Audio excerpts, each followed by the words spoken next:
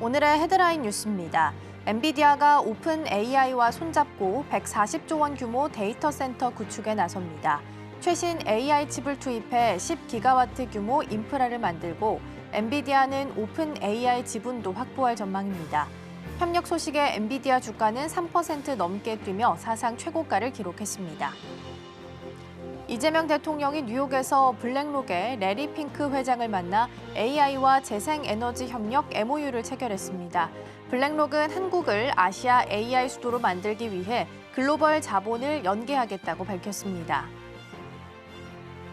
모건 스탠리가 한국 반도체 산업에 대한 전망을 매력적으로 상향했습니다. 삼성전자와 SK하이닉스 목표 주가도 각각 9만 6천 원, 41만 원으로 크게 올렸습니다. 내년 메모리 공급 부족과 AI 수요 확산이 반도체 업황을 견인할 것으로 내다봤습니다. HD 현대일렉트릭이 미국 텍사스 전력사와 2,778억 원 규모 초고압 변압기 공급 계약을 체결했습니다. 창사 이래 최대 규모 단일 수주로 765kV급 변압기와 리액터 24대를 2029년까지 인도할 예정입니다. 시청자 여러분 안녕하세요. 여러분의 성공 투자를 응원합니다. 출발 증시와이드 2부 시작합니다. 진행의 이가은입니다. 어제 뉴욕 증시는 상승하면서 마감했습니다. 물론 초반에는 흔들림이 있기도 했습니다. 대다수의 연준 인사들이 블랙아웃 기간을 끝내고 여러 가지 코멘트를 남겼는데 금리 인하에 대해서 다소 보수적인 입장을 내놨기 때문입니다.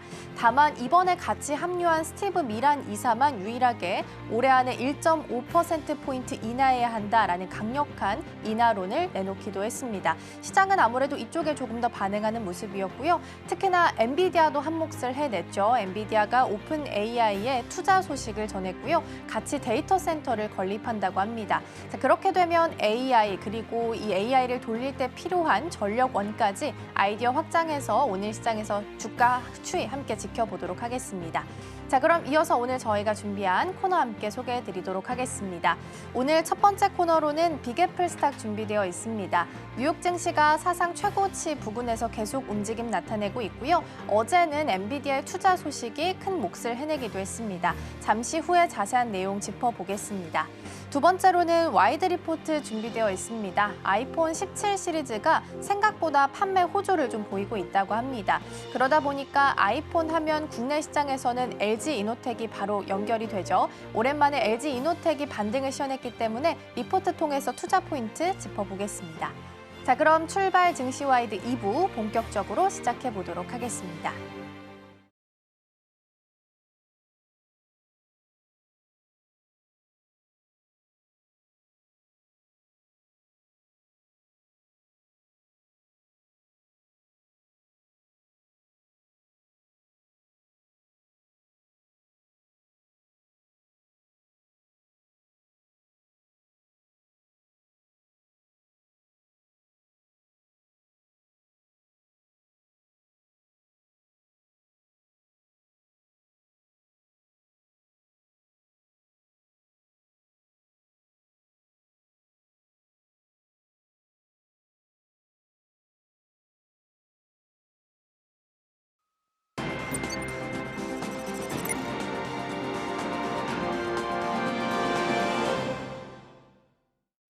네, 뉴욕 증시가 사상 최고치의 흐름을 나타내고 있지만 여전히 리스크가 잔존하긴 합니다. 특히나 다가오는 9월 말에는 셧다운에 대한 우려감도 여전히 있는 상황인데요. 다만 부채 한도를 둘러싸고는 원래 마지막 막판까지 좀 줄다리게 하는 경향이 있기 때문에 9월 말까지 흐름들 계속해서 체크해 보시면 좋겠습니다.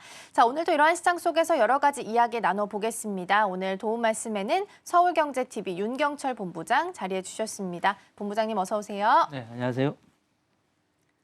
네, 오늘도 5가지 경제 키워드 준비되어 있고요. 첫 번째 키워드부터 함께 만나보시죠. 네, 오늘의 첫 번째 키워드입니다. 엔비디아 138조 투자 AI 열풍입니다.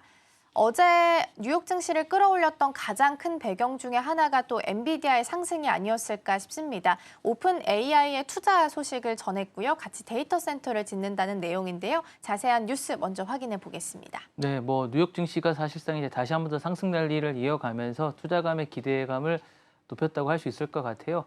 거기 뭐 말씀하셨던 대로 그 견인을 했던 건 엔비디아입니다. AI 투자 소식과 이제 애플의 신제품이 흥행했다는 얘기 말씀하셨던 대로 그리고 이제 틱톡의 미국 인수 소식까지 겹쳐지면서 기술주가 이제 일제히 강세를 보였습니다. 특히 엔비디아가 이제 챗GPT 개발사죠. 오픈AI와 전략적 협약을 체결하고 최대 140조 원을 투자하겠다. 뭐 138조, 140조 이렇게 얘기하는데 10기가와트 규모의 초대형 AI 데이터 센터를 구축했다고 이제 밝혔습니다.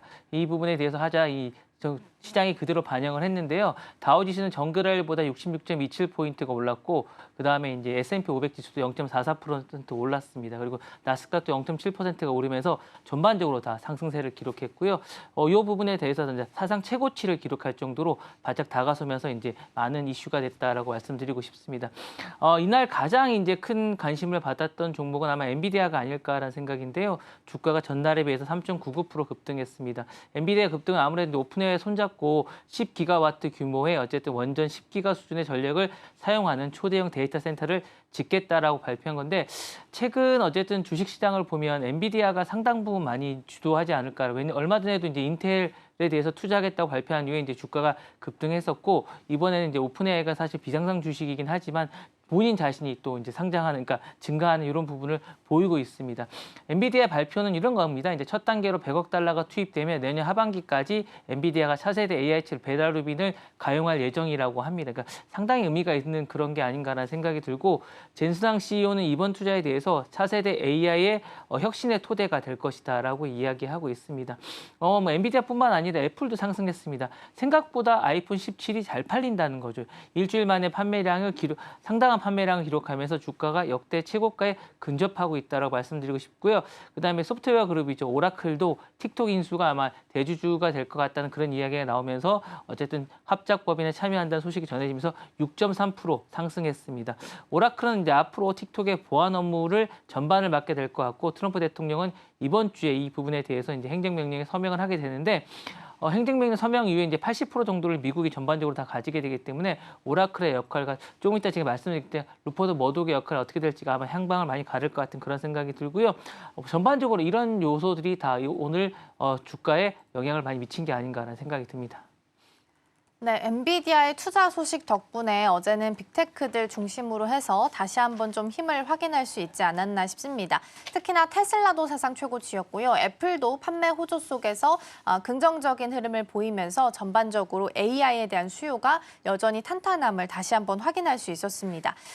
다만 이제 이번 주에 발표되는 지표들도 여전히 좀 남아 있어서요. 어떤 영향을 시장에 좀 주게 될까요? PC 물가 지수가 가장 클 것 같아요. 미국 상무부 산하에 있는 경제협약국에서 이제 내놓는 지수인데 이게 어쨌든 개인이 쓰는 이 부분의 플레이어를 기준으로 해서 이제 만드는 겁니다. 그러니까 PC 물가 지수가 연준이 가장 선호하는 인플레이션 지표 중에 하나임에서 이번 발표는 물가 상승률이 둔화되는 모습이 확인된다면 연준의 금리 인하가 기대가 높아지는 반면에 시장이 다시 한번 강하게 반등하지 않을까라는 생각이 듭니다. 특히 이제 이 부분에 대해서 성장주라든가 기술주처럼 금리에 민감한 주가들이 아마 상승 여력이 생기지 않을까라는 생각. 반대로 어쨌든 예상보다 높은 수치가 나온다면 이게 상황이 좀 달라집니다. 연준이 금리 인하 속도를 더 늦출 수 있을 것 같은 생각이 들고 시장이 조정을 받을 수 있어서 변동성이 커질 수 있기 때문에 어쨌든 PC의 어쨌든 발표가 상당한 분수령이 되지 않을까라는 생각이 들고요.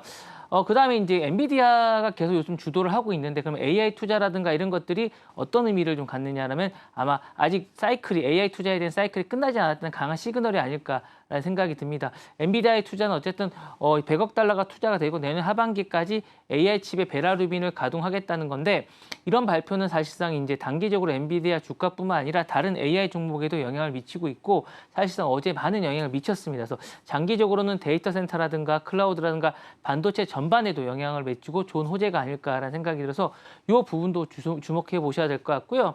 애플 같은 경우도 이제 큰 폭으로 올랐는데 이 부분이 이제 어쨌든 4.3% 정도 상당히 많이 올랐습니다. 그래서 아이폰 17이 사전 주문부터 매진 사례를 하고 사실 에어가 배터리 부분이 상당히 걱정스러웠는데 이 부분이 걱정스럽지 않다. 그리고 어제 이제 소식 중에 하나가 수리가 생각보다 너무 쉽다라는 소식이 나왔었거든요. 이런 소식이 나오면서 상당히 이제 실적 개선이 되는 게 아닌가라는 생각이 들고 이 부분도 향후에 좀 지속되지 않을까라는 생각이 듭니다.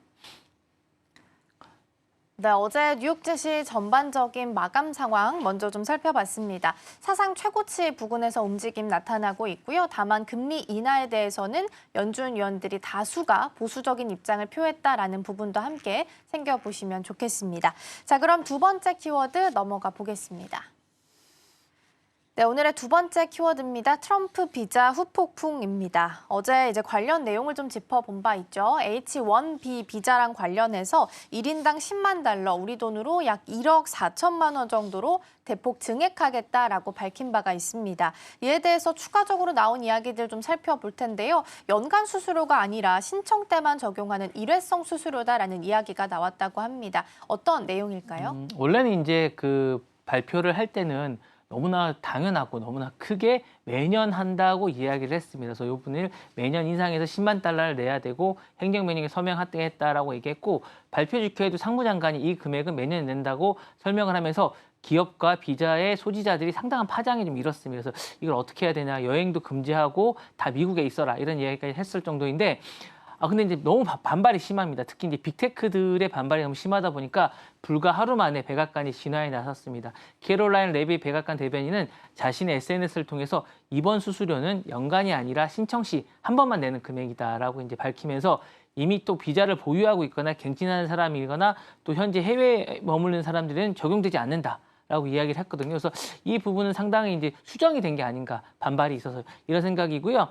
사실상 이번에 이제 가장 긴장했던 곳은 빅테크 기업들입니다. MS라든가 구글이라든가 메타 같은 기업들이 수천 명의 외국인을 고용하고 있고 특히 아마존이 상당히 많이 데리고 있는데 이 부분이 이제 인도 쪽 출신 어떤 기술자들이 많기 때문에 초기 직구 직원들에게 미국으로 돌아오라라는 긴급 공지를 남기면서 상당히 혼동을 좀 빚었습니다. 그래서 이 부분에 대해서 아마 향후에도 좀 조정이 있지 않을까라는 생각이고요. 이 부분에 대해서 이제 트럼프 대통령은 뭐 일자리를 뺏고 임금을 낮추겠다고 주장하면서 이번 조치로 이제 좋은 일자리가 생긴다라고 이야기하지만 여기에 대한 평가도 좀 다릅니다. 전문가들은 효과를 두고 이제 다른데 비자 수수료 인상되면 해외 인재를 유입을 억제하고 미국 내 어쨌든 인력 부조를 약화시킬 수 있다라고 얘기하고 있지만 이 부분이 상당히 이제 우려를 내고 있는 반면에 일부 보수 진영에서는 이제라도 기업들이 미국인의 노동자 교육을 제대로 해야 된다라고 더 투자해야 된다라고 이야기를 하고 있습니다. 그래서 이번 조치는 일단 21일 0시부터 이제 시작이 되고 있는데요. 이게 그대로 시행이 될지 아니면 또 앞으로 조정이 한번 있을지는 좀 더 지켜봐야 되지 않을까라는 생각이 듭니다.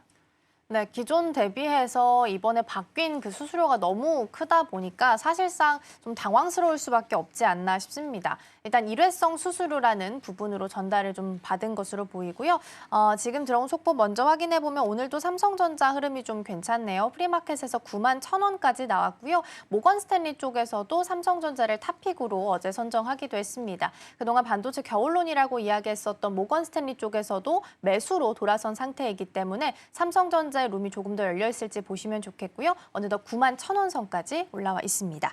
자, 다시 돌아와서 H1 비자 이야기 좀 해보겠습니다. 자, 이렇게 되면 한국 기업들은 미국 현지에서 사람들을 고용하는 게 있어서 좀 더 유리해질 수 있겠다라고 생각할 수 있을 것 같아요. 이에 대해서는 어떻게 해석을 좀 해볼까요?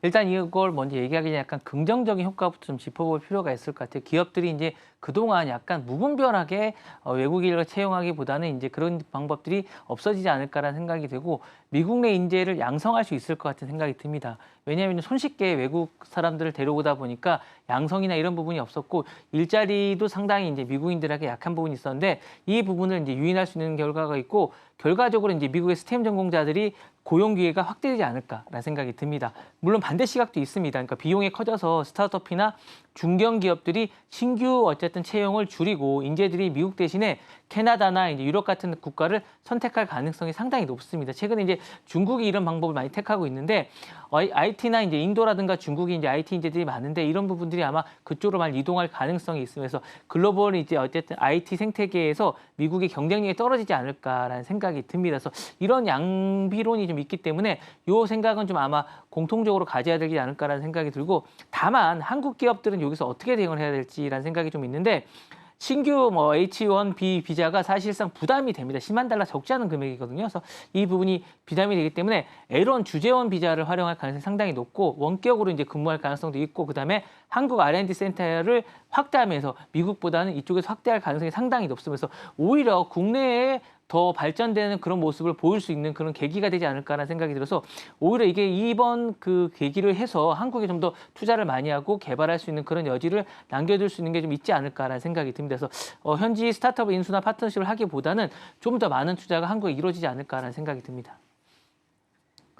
네, H1 비자를 둘러싸고 CNBC에서도 굉장히 비중 있게 다루는 중입니다. 관련된 내용 계속해서 함께 좀 보셔야 될 것 같고요. 다만 이제 빅테크 기업들은 이에 대한 부담이 있음에도 불구하고 어제는 엔비디아 투자 소식이 나오게 되면서 상대적으로 좀 상쇄시키는 모습이 증시에서는 나타나기도 했습니다. 자, 두 번째 키워드까지 잘 살펴봤고요. 이어서 세 번째 키워드 만나보겠습니다. 트럼프 머스크 화해라는 키워드고요. 트럼프 대통령과 머스크 CEO가 미국 청년 보수 활동가인 찰리 처크의 추모식에서 두 사람이 함께 만났다고 합니다. 지금 공식 석상에서 만난 것은 공개적으로 충돌하고 나서 한 3개월 만이라고 하는데요. 어떤 내용일까요? 이제 찰리 커크가 이제 죽기 전에 두 사람을 화해하려고 노력을 했다라고 이제 뒷이야기가 들리고 있어요. 그래서 이제 아마 이 자리에 두 사람이 다 나오지 않았나 생각이 드는데 현지 시간을 21일 이제 미국 애리조나 글렌데이빌 스테이트팜 스타디움에서 찰리 커크를 추모하기 위한 대규모 행사가 열렸습니다. 근데 이 자리에서 트럼프 대통령과 일론 머스크 CEO가 방탄유리가 보호된 대통령 전용석에서 나란히 앉은 모습이 보여졌습니다. 그래서 두 사람은 이제 자리에서 악수를 나누고 짧은 대화를 이어갔고 머스크는 이제 본인의 소셜미디어 X 계정에 포 찰리라는 문구와 함께 두 사람이 있는 사진을 직접 올렸습니다. 그래서 이게 상당히 화제가 됐는데 사실 말씀하셨던 대로 이제 3개월 전에 그 트럼프 행정부와 세제 지출 법안을 두고 충돌한 이후에 두 사람은 만남을 가진 적이 없습니다. 그래서 이 법안에 대해서 머스크가 당시에는 파괴적이고 강하게 비판을 했고 트럼프 대통령도 이제 공개적으로 비난하면서 양측이 극단으로 이끌었습니다. 또 물론 주가도 상당히 많이 영향을 받지 않았을까라는 생각이 드는데 이번 만남은 이제 그 갈등 이후 처음 이루어진 어쨌든 공개적 동성이라는 게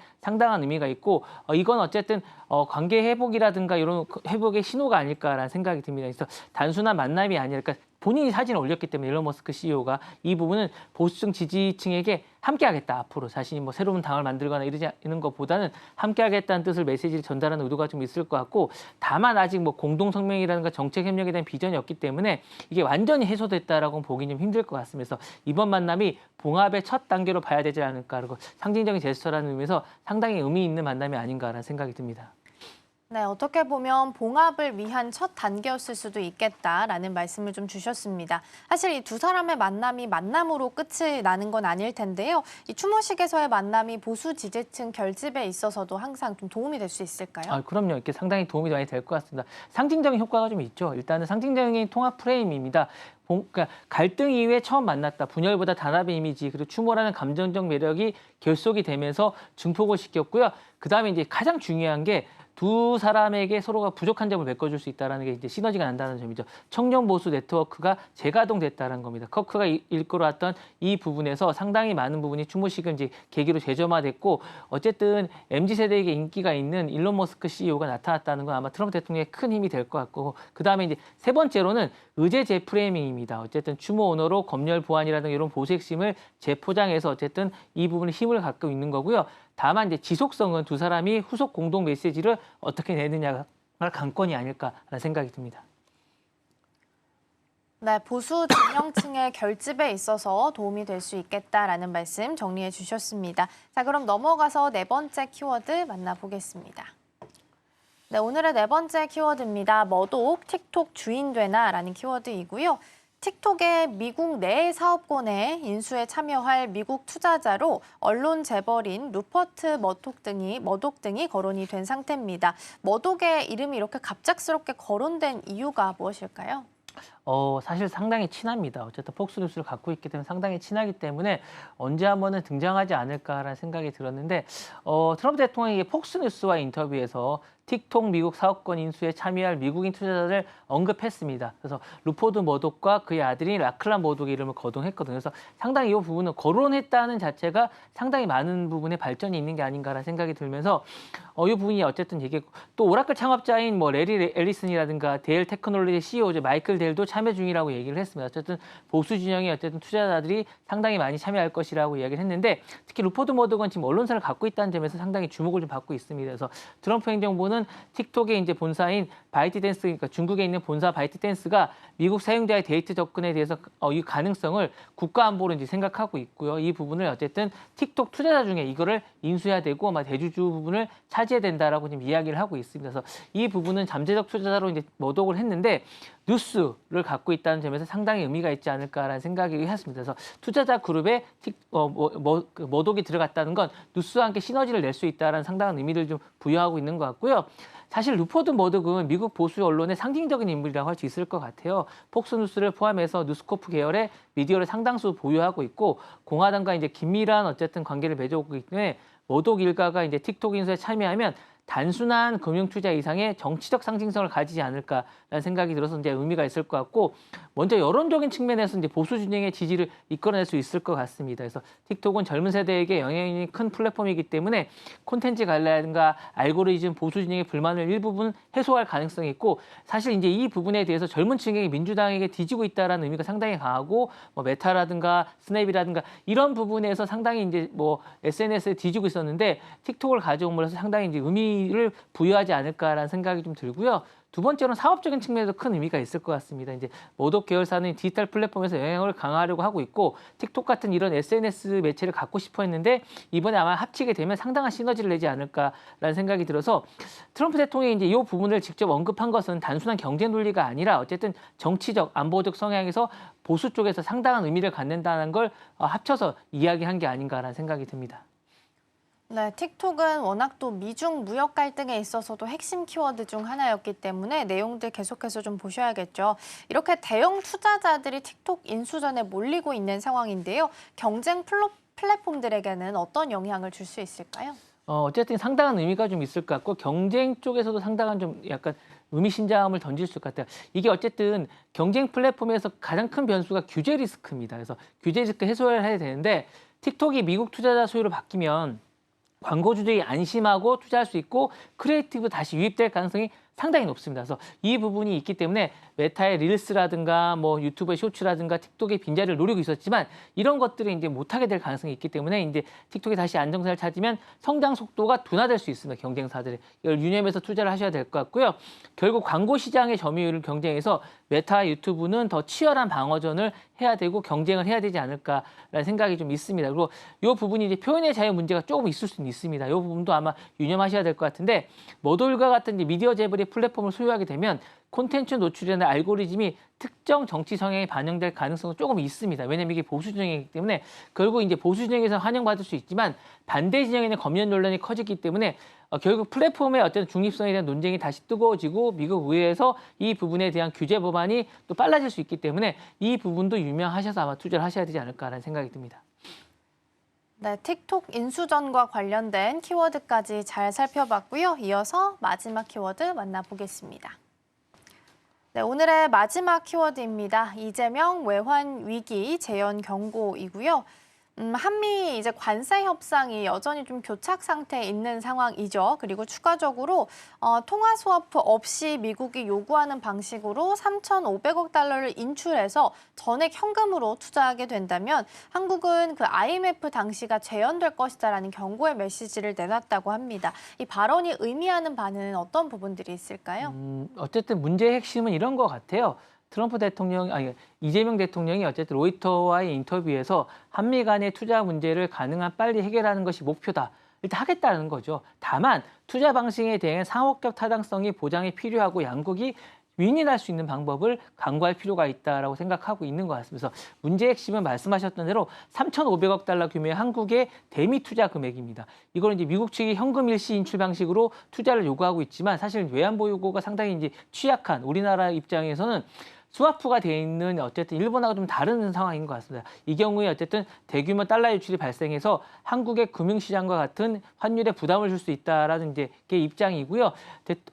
이 대통령은 이 부분에 대해서 일본과 비교하면서 한국은 일본보다 외환 보유국이 적고 경제 규모도 달라서 동일한 방식의 요구는 위험하다라고 이야기했습니다. 그래서 이 부분은 상당히 의미가 있지 않을까라는 생각이 들고 설득력이 좀 있습니다. 다만 이 부분에 대해서 미국이 일단은 거절을 했습니다. 그리고 좀 생각해보겠다고 얘기하고 있는데 계속 주장을 하고 있습니다.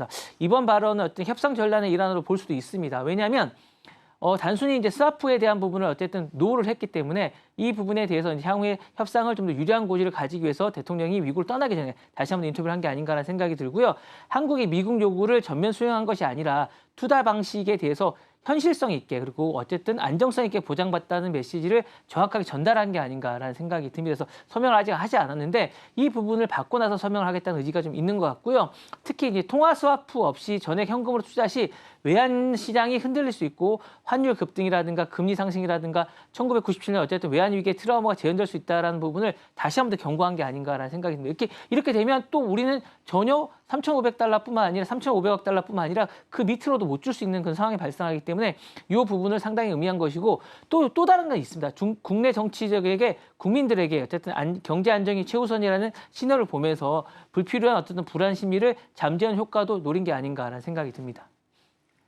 네, 이재명 대통령의 발언을 좀 해석을 해보면 통화 스와프 장치 같은 게 이미 이 협상 안에 전제 조건으로 들어가야 된다라는 의도로 발언을 했을 가능성이 좀 큰 상황이긴 합니다. 자, 그러면 만약에 미국이 통화 스와프에 이렇게 응하지 않을 경우에는 한국이 선택할 수 있는 플랜 B는 어떤 부분들이 있을까요? 크게 세 가지 정도 있을 것 같아요.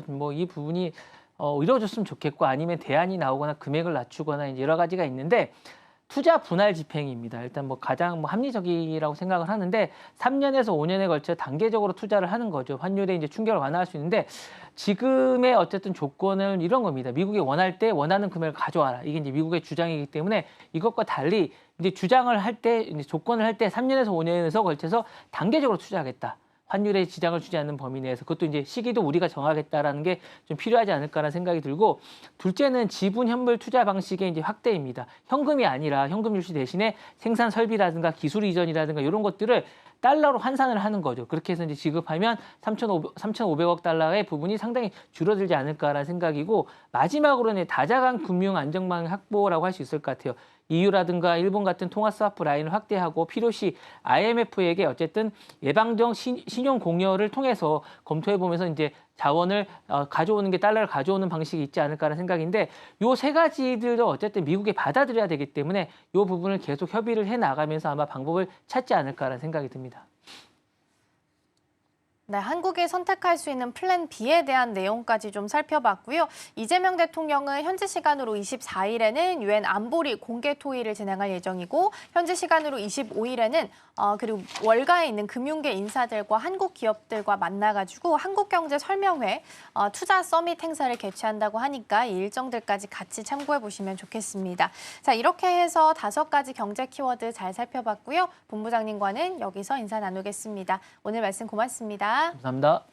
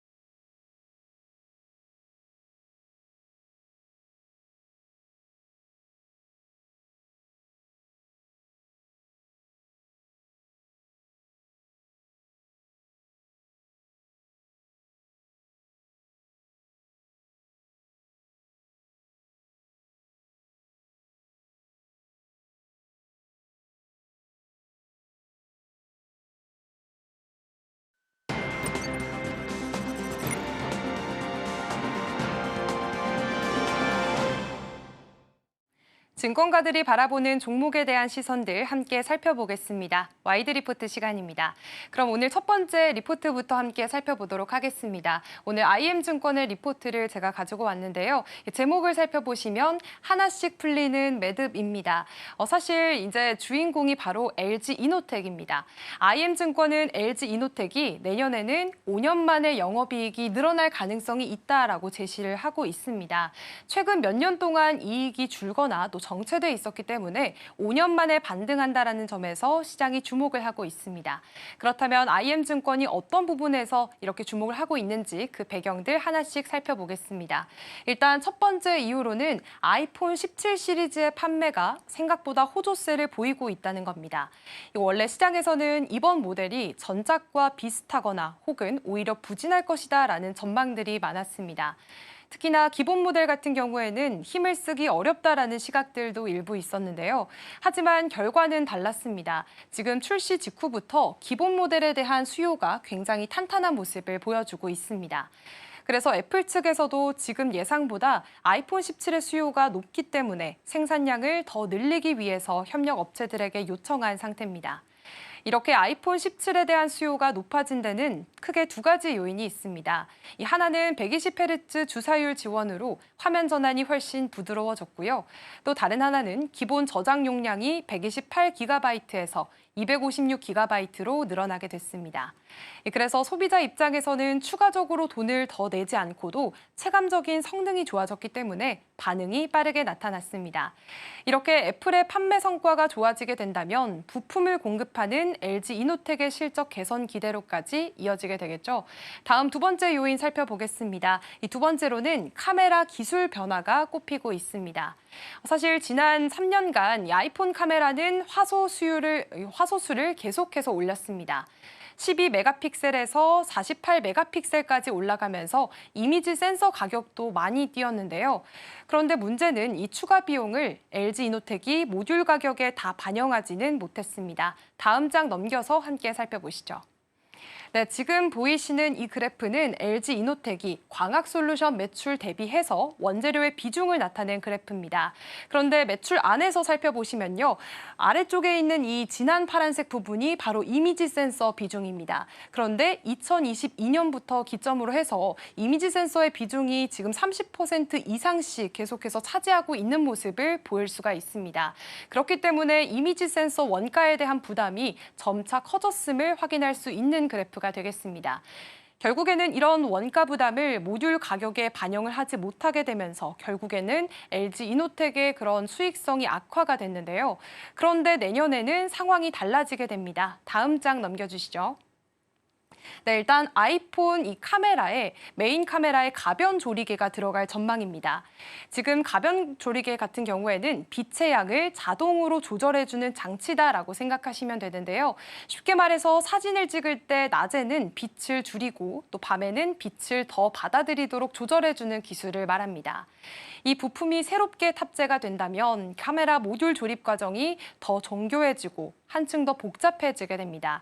그만큼 LG이노텍이 담당하는 조립 공정의 부가가치가 올라간다라는 얘기고요. 따라서 광학솔루션 사업부의 수익성도 올해를 바닥으로 조금 회복할 가능성이 높아진 상황입니다. 세 번째 이유를 살펴보시면 점유율 안정화와 원가 경쟁력이 꼽히고 있습니다. 지금 LG이노텍 같은 경우에는 애플의 카메라 모듈을 공급하는 주요 파트너사입니다. 그런데 한때는 경쟁사가 공격적인 가격 전략으로 점유율을 가져가기도 했었는데요. 그런데 그 전략은 오래 가기에는 어려웠습니다. 실제로 경쟁사의 설비 투자는 올해 상반기를 기점으로 크게 줄었고 내년의 매출 전망치도 점점 낮아지고 있습니다. 하지만 반대로 LG이노텍은 다시 한번 점유율을 안정적으로 지켜나가는 모습이고요. 이제 여기에다가 이제 베트남 하이퐁에 있는 V3 신공장이 중요한 변수로 지금 작용을 하고 있습니다. 이제 지난 주말 사이에 LG이노텍이 준공을 발표를 했는데요. 다음 장 넘겨서 함께 사진 같이 보도록 하겠습니다. 지금 뒤를 보이시는 이 사진 속의 공장이 이번에 LG이노텍이 공사를 완료한 베트남 V3 신공장의 모습입니다. 이 공장 같은 경우에는 축구장 20개 크기 정도이고요. 기존 생산 능력의 2배 이상을 갖췄습니다. 생산 전략도 분명합니다. 일단 베트남에서는 인건비가 저렴하기 때문에 이 강점을 살려서 중저가 제품들을 대량으로 생산할 예정이고요. 국내에 있는 구미와 파주 공장은 고부가 제품과 R&D를 맡게 됩니다. 즉 국내는 마더 팩토리, 베트남은 생산 기지라는 투트랙 전략을 가져가려는 모습입니다. 이 전략은 단순히 원가 절감 차원을 넘어서서 애플의 탈중국 공급망 전략과도 맞아떨어지게 되는데요. 중국 부품사들의 성장이 둔화된 상황 속에서 LG이노텍이 안정적으로 물량을 가져갈 수 있게 됐습니다. 다음 장 살펴보겠습니다. 이제 네 번째 이유로는 바로 사업 다변화입니다. 사업 다변화 같은 경우에 LG이노텍은 최근 FC-BGA라는 기판 사업에 뛰어들게 됐습니다.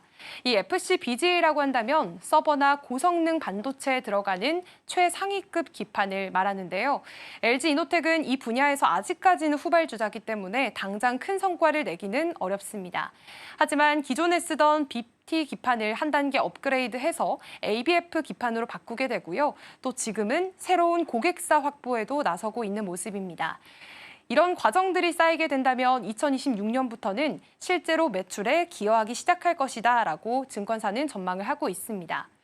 지금까지는 카메라 모듈 쪽으로 사업이 많이 몰려 있었습니다. 그런데 앞으로는 이렇게 BC-BGA라는 반도체 기판 쪽으로 또 다른 축을 세워서 체질을 개선하겠다라는 전략으로 이해를 해볼 수가 있겠습니다. 자, 그렇다면 IM증권에서 전망하고 있는 실적 전망들도 확인해 보겠습니다. 증권사 같은 경우에는 올해 25년 3분기의 예상 전망치를 내놨는데요. 올해 3분기 매출은 5조 4천억 원으로 예상을 하고 있고요. 영업이익은 1,759억 원을 제시했습니다. 이것은 기존 전망치보다는 지금 매출이 3% 늘어나게 됐고 영업이익은 12% 정도 상향하게 된 수치입니다. 영업이익률은 3.3% 정도로 계산이 되고 있는데요. 사실 3분기는 전통적으로 신제품 출하가 집중되는 시기이기 때문에 큰 변동은 없겠지만 지금 보시면 환율이 굉장히 긍정적으로 작용을 했습니다. 우호적으로 작용을 하게 되고 여기에다가 아이폰 판매 호조까지 4분기에 추가적으로 이어지게 된다면 추가적인 실적 상향에 대한 여지도 있다는 분석들이 나오고 있습니다. 이제 또 하나 중요한 흐름을 살펴보겠습니다. 바로 애플의 탈중국 흐름인데요. 사실 이 부품 조달 단계에서 애플이 완제품 조립뿐만이 아니라 부품 조달 단계에서도 중국 의존도를 줄이려고 하고 있는 모습입니다. 이런 상황에서 LG이노텍이 만든 베트남 V3 공장은 새로운 대안으로 주목을 받고 있습니다. 그렇기 때문에 이제 이 중국 부품사들이 성장세가 둔화되고 있는 가운데 LG이노텍이 일부 물량을 확보할 수 있다라는 전망들도 나오고 있으니까요. 이 점도 함께 참고해 보시면 좋겠습니다. 자, 그렇다면 이번 리포트의 결론을 보겠습니다. 일단 IM증권 같은 경우에는 LG이노텍의 목표 주가를 기존 22만 5천 원에서 23만 원으로 상향을 한 상황입니다. 투자 의견은 변함없이 매수를 유지했고요. 그 이유를 살펴보면 한마디로 정리를 해보겠습니다. 아이폰 17이 이제 수혜를 받을 수 있고 또 베트남 V3 신공장 효과 그리고 기판 사업 확장까지 이 모든 게 섞이게 된다면 내년부터는 실적 반등이 기대된다는 평가입니다. 자, 그렇다면 어제장의 LG이노텍 주가를 살펴보도록 하겠습니다. 네, 어제 LG이노텍은 9.4%가량 급등하는 모습으로 19만 3,100원 선에서 거래가 마감이 됐습니다. 앞서 살펴본 듯이 IM증권에서 내세운 목표 주가가 23만 원이기 때문에 아직까지는 어느 정도 상승에 대한 기대감 가져가 봐도 되지 않을까 싶습니다. 앞으로 LG이노텍이 이 상승세를 이어갈 수 있을지 함께 지켜볼 필요가 있겠습니다. 자, 그렇다면 다음 리포트로 넘어가 보도록 하겠습니다. 네, 다음 리포트는 유안타증권의 리포트고요. 제목은 이륙하면 늦어요입니다. 이 리포트의 주인공은 바로 한국항공우주인데요. 지난주에는 한국항공우주가 한번 큰 폭으로 오른 적이 있었습니다. 그런데 어제는 주가가 잠시 조정받는 움직임이 나타나긴 했지만 유안타증권에서는 왜 한국항공우주를 주목하고 있는지 함께 살펴보도록 하겠습니다. 먼저 이번 리포트에서 주목한 포인트들 정리해 보겠는데요. 크게 세 가지 포인트가 있습니다. 먼저 미 해군의 이런 차세대 고등훈련기 사업인 UJTS 사업, 그리고 두 번째로는 국내 전투기 KF-21 양산에 대한 기대감, 또 마지막 세 번째로는 이집트와 사우디를 비롯해서 수출 확대 가능성이 꼽히고 있습니다. 이 세 가지가 앞으로 한국 항공우주의 성장 동력으로 지금 리포트에서 꼽고 있는데요. 먼저 첫 번째 이유부터 살펴보겠습니다. 바로 첫 번째 이유로는 UJTS 사업이 언급이 되고 있습니다. 이건 규모가 무려 10조 원에 달하는 초대형 프로젝트입니다. 지금 미 해군은 지금 쓰고 있는 훈련기 T-45 약 190대 정도를 교체를 하려고 합니다. 이 훈련기가 1991년에 도입됐기 때문에 상당히 오래됐는데요. 그래서 그동안 지속적인 추락 사고도 있었고 또 올해 3월에는 T-45 훈련기 한 대가 비행 정지 처분을 받기도 했습니다. 이렇게 엔진 문제가 지속적으로 언급이 되고 있기 때문에 지금 노후된 훈련기를 교체하겠다라는 입장인데요. 최소 145대에서 220대가량을 새롭게 도입할 예정입니다. 그렇다면 한국항공우주는 여기에 어떤 형식으로 참여를 하고 있냐? 살펴보시면 로키드 마틴과 함께 손을 잡고 지금 TF-50N이라는 기종으로 참여를 했습니다. 다음 장 넘겨서 사진과 함께 보겠습니다. 지금 위쪽에 보시면 이 항공기가 바로 TF-50N이라는 기종입니다. 이 항공기가 지금 사업에서 굉장히 유력한 후보로 꼽히고 있습니다. 그리고 다른 경쟁 기종으로는 보잉과 사브의 훈련기인 T7이 있고요. 텍스트론과 레오나르도의 M446이 있습니다. 그런데 이제 이 가장 유력한 또 경쟁자로 꼽히는 게 바로 이 T7 기종입니다. 이 기종 같은 경우에는 예전에 미국 공군 훈련기 교체 사업에서 승리한 경험이 있는 굉장히 강력한 경쟁 기종으로 꼽히고 있습니다. 그런데 지금은 개발이 지연되고 있고요. 또 안전 문제까지 불거졌습니다. 여기에다가 보잉 소속의 엔지니어들이 파업을 하게 되면서 신뢰도가 한층 떨어진 상황입니다. 또 오른쪽에 보시면 텍스트론과 레오나르도의 전투기가 배치가 되어 있습니다. 하지만 이 기종 같은 경우에는 기존의 기종들과 호환성이 낮다라는 문제를 갖고 있어서 탈락 가능성이 유력한 상황입니다. 그렇기 때문에 지금 한국항공우주와 또 이제 로키드 마틴이 함께 손을 잡은 TF-50N이라는 기종이 강력한 후보로 꼽히고 있고요. 수주 가능성이 커졌다라는 평가들이 나오고 있습니다. 일단 이 사업의 일정을 살펴보자면 올해 4분기에는 제안 요청서가 나오게 되고요. 2026년 내년에는 우선 협상 대상자가 정해집니다. 그래서 이렇게 대상자가 선정이 되고 난다면 납품은 2027년부터 이렇게 매년 순차적으로 진행이 될 예정이라고 합니다. 그렇다면 다음 장 넘겨서 함께 살펴보도록 하겠습니다. 네, 이제 두 번째 이유를 함께 살펴보겠습니다. 국내에서 이런 KF-21이라는 전투기를 양산을 하고 있습니다. 그런 모멘텀들을 함께 지켜보자면요. 사실 이 KF-21이라는 양산은 26년부터 32년까지 이제 양산을 해서 납품을 시작하게 될 계획입니다. 그런데 이 KF-21이라는 게 지금 총 120대 정도가 양산이 될 예정이고요. 이 규모를 따지고 보자면 12조 원 이상 이렇게 이상을 얻게 될 수가 있겠습니다. 그런데 중요한 건 이런 것들이 만약에 양산을 실제로 하게 돼서 내년부터 본격적인 매출이 수입이 된다면 이런 점들이 한국항공우주에게는 굉장한 이득으로 잡혀지게 되겠습니다. 지금 전체 규모로는 12조 원 이상이 예측이 되고 있고요. 연평균으로는 2조 원 이상가량 매출이 잡히고 있는 셈입니다. 그렇다면 다음 장 넘겨서 KF-21의 모습도 함께 살펴보겠습니다. KF-21 양산의 의미는 조금 더 큽니다. 그동안 미국산 전투기에 의존해왔던 구조를 바꾸고 더 나아가서 5세대인 스텔스 전투기로 발전할 가능성도 지금 갖고 있는 상태입니다. 사진에 보이시는 이 KF-21 같은 경우에는 지금 4.5세대 전투기입니다. 그런데 후속적인 개발을 통해서 앞으로는 5세대인 스텔스급으로 성능이 강화될 수 있다라는 의견들이 나오고 있습니다. 최근에 유럽과 중동 국가들은 F-35라고 하는 5세대 첨단 스텔스 전투기 도입을 재검토하고 있는데요. 이런 흐름 속에서 KF-21이 후속 개발을 통해서 5세대급 전투기로 거듭이 난다면 이제 가격적인 측면에서도 이득을 볼 수 있기 때문에 KF-21이 대안이 될 수 있다는 겁니다. 이어서 수출 시장도 살펴보겠습니다. 다음 장 넘겨주시죠. 일단 다음 장 보시면은 일단 이집트 같은 경우에는 오래된 훈련기 알파제트와 K8 교체를 추진 중입니다. 그 후보로는 지금 사진에 보이시듯이 이 한국항공우주의 FA-50과 또 중국의 L-15라는 전투기가 함께 꼽히고 있는데요. FA-50 같은 경우에는 F-16이라는 전투기와 호환성이 굉장히 높습니다. 그런데 이집트 이집트가 240대가량의 F-16 전투기를 운용을 하고 있는데 이 점을 고려한다면 호환성이 굉장히 높기 때문에 우리 한국 항공우주의 전투기가 굉장한 강점이 있다는 평가입니다. 또 사우디아라비아와는 KF-21 공동개발 논의도 진행되고 있으니까요. 이 사우디는 기존 전투기 개발 사업에서 배제된 경험이 있었는데 새로운 대안으로 한국산 KF-21이 거론이 되고 있습니다. 물론 긍정적인 요인들만 있는 건 아닙니다. 다음 장 넘겨서 살펴보도록 하겠습니다. 이제 리스크 요인들을 조금 짚어보자면 최근 들어서 국내 신규 사업에서는 연이은 고배를 마셨습니다.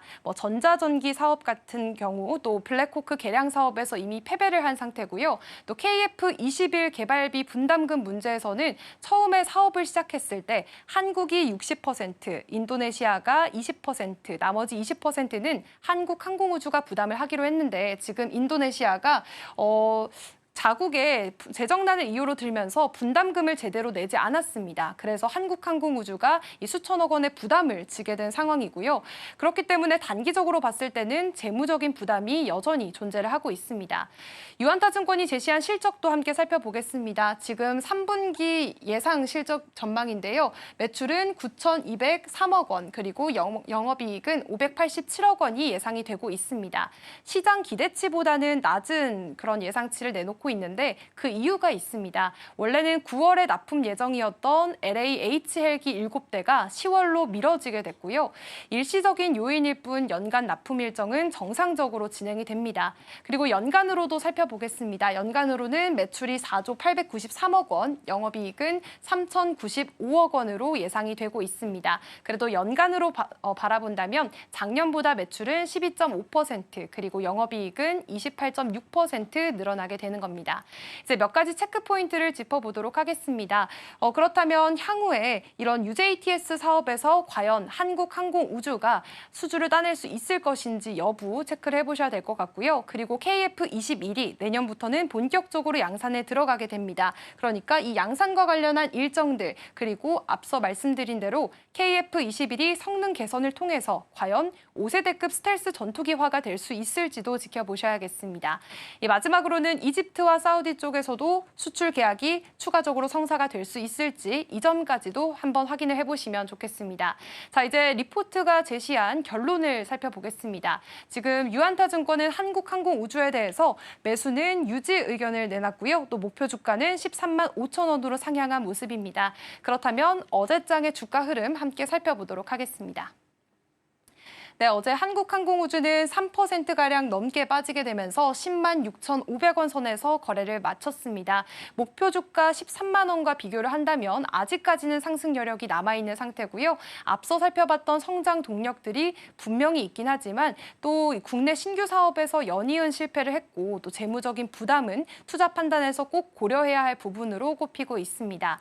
특히나 미국의 시장 진출이 성사가 된다면 한국항공우주의 위상이 한 단계 더 도약할 수 있을 것으로 보여지고 있습니다. 지금까지 와이드 리포트였습니다.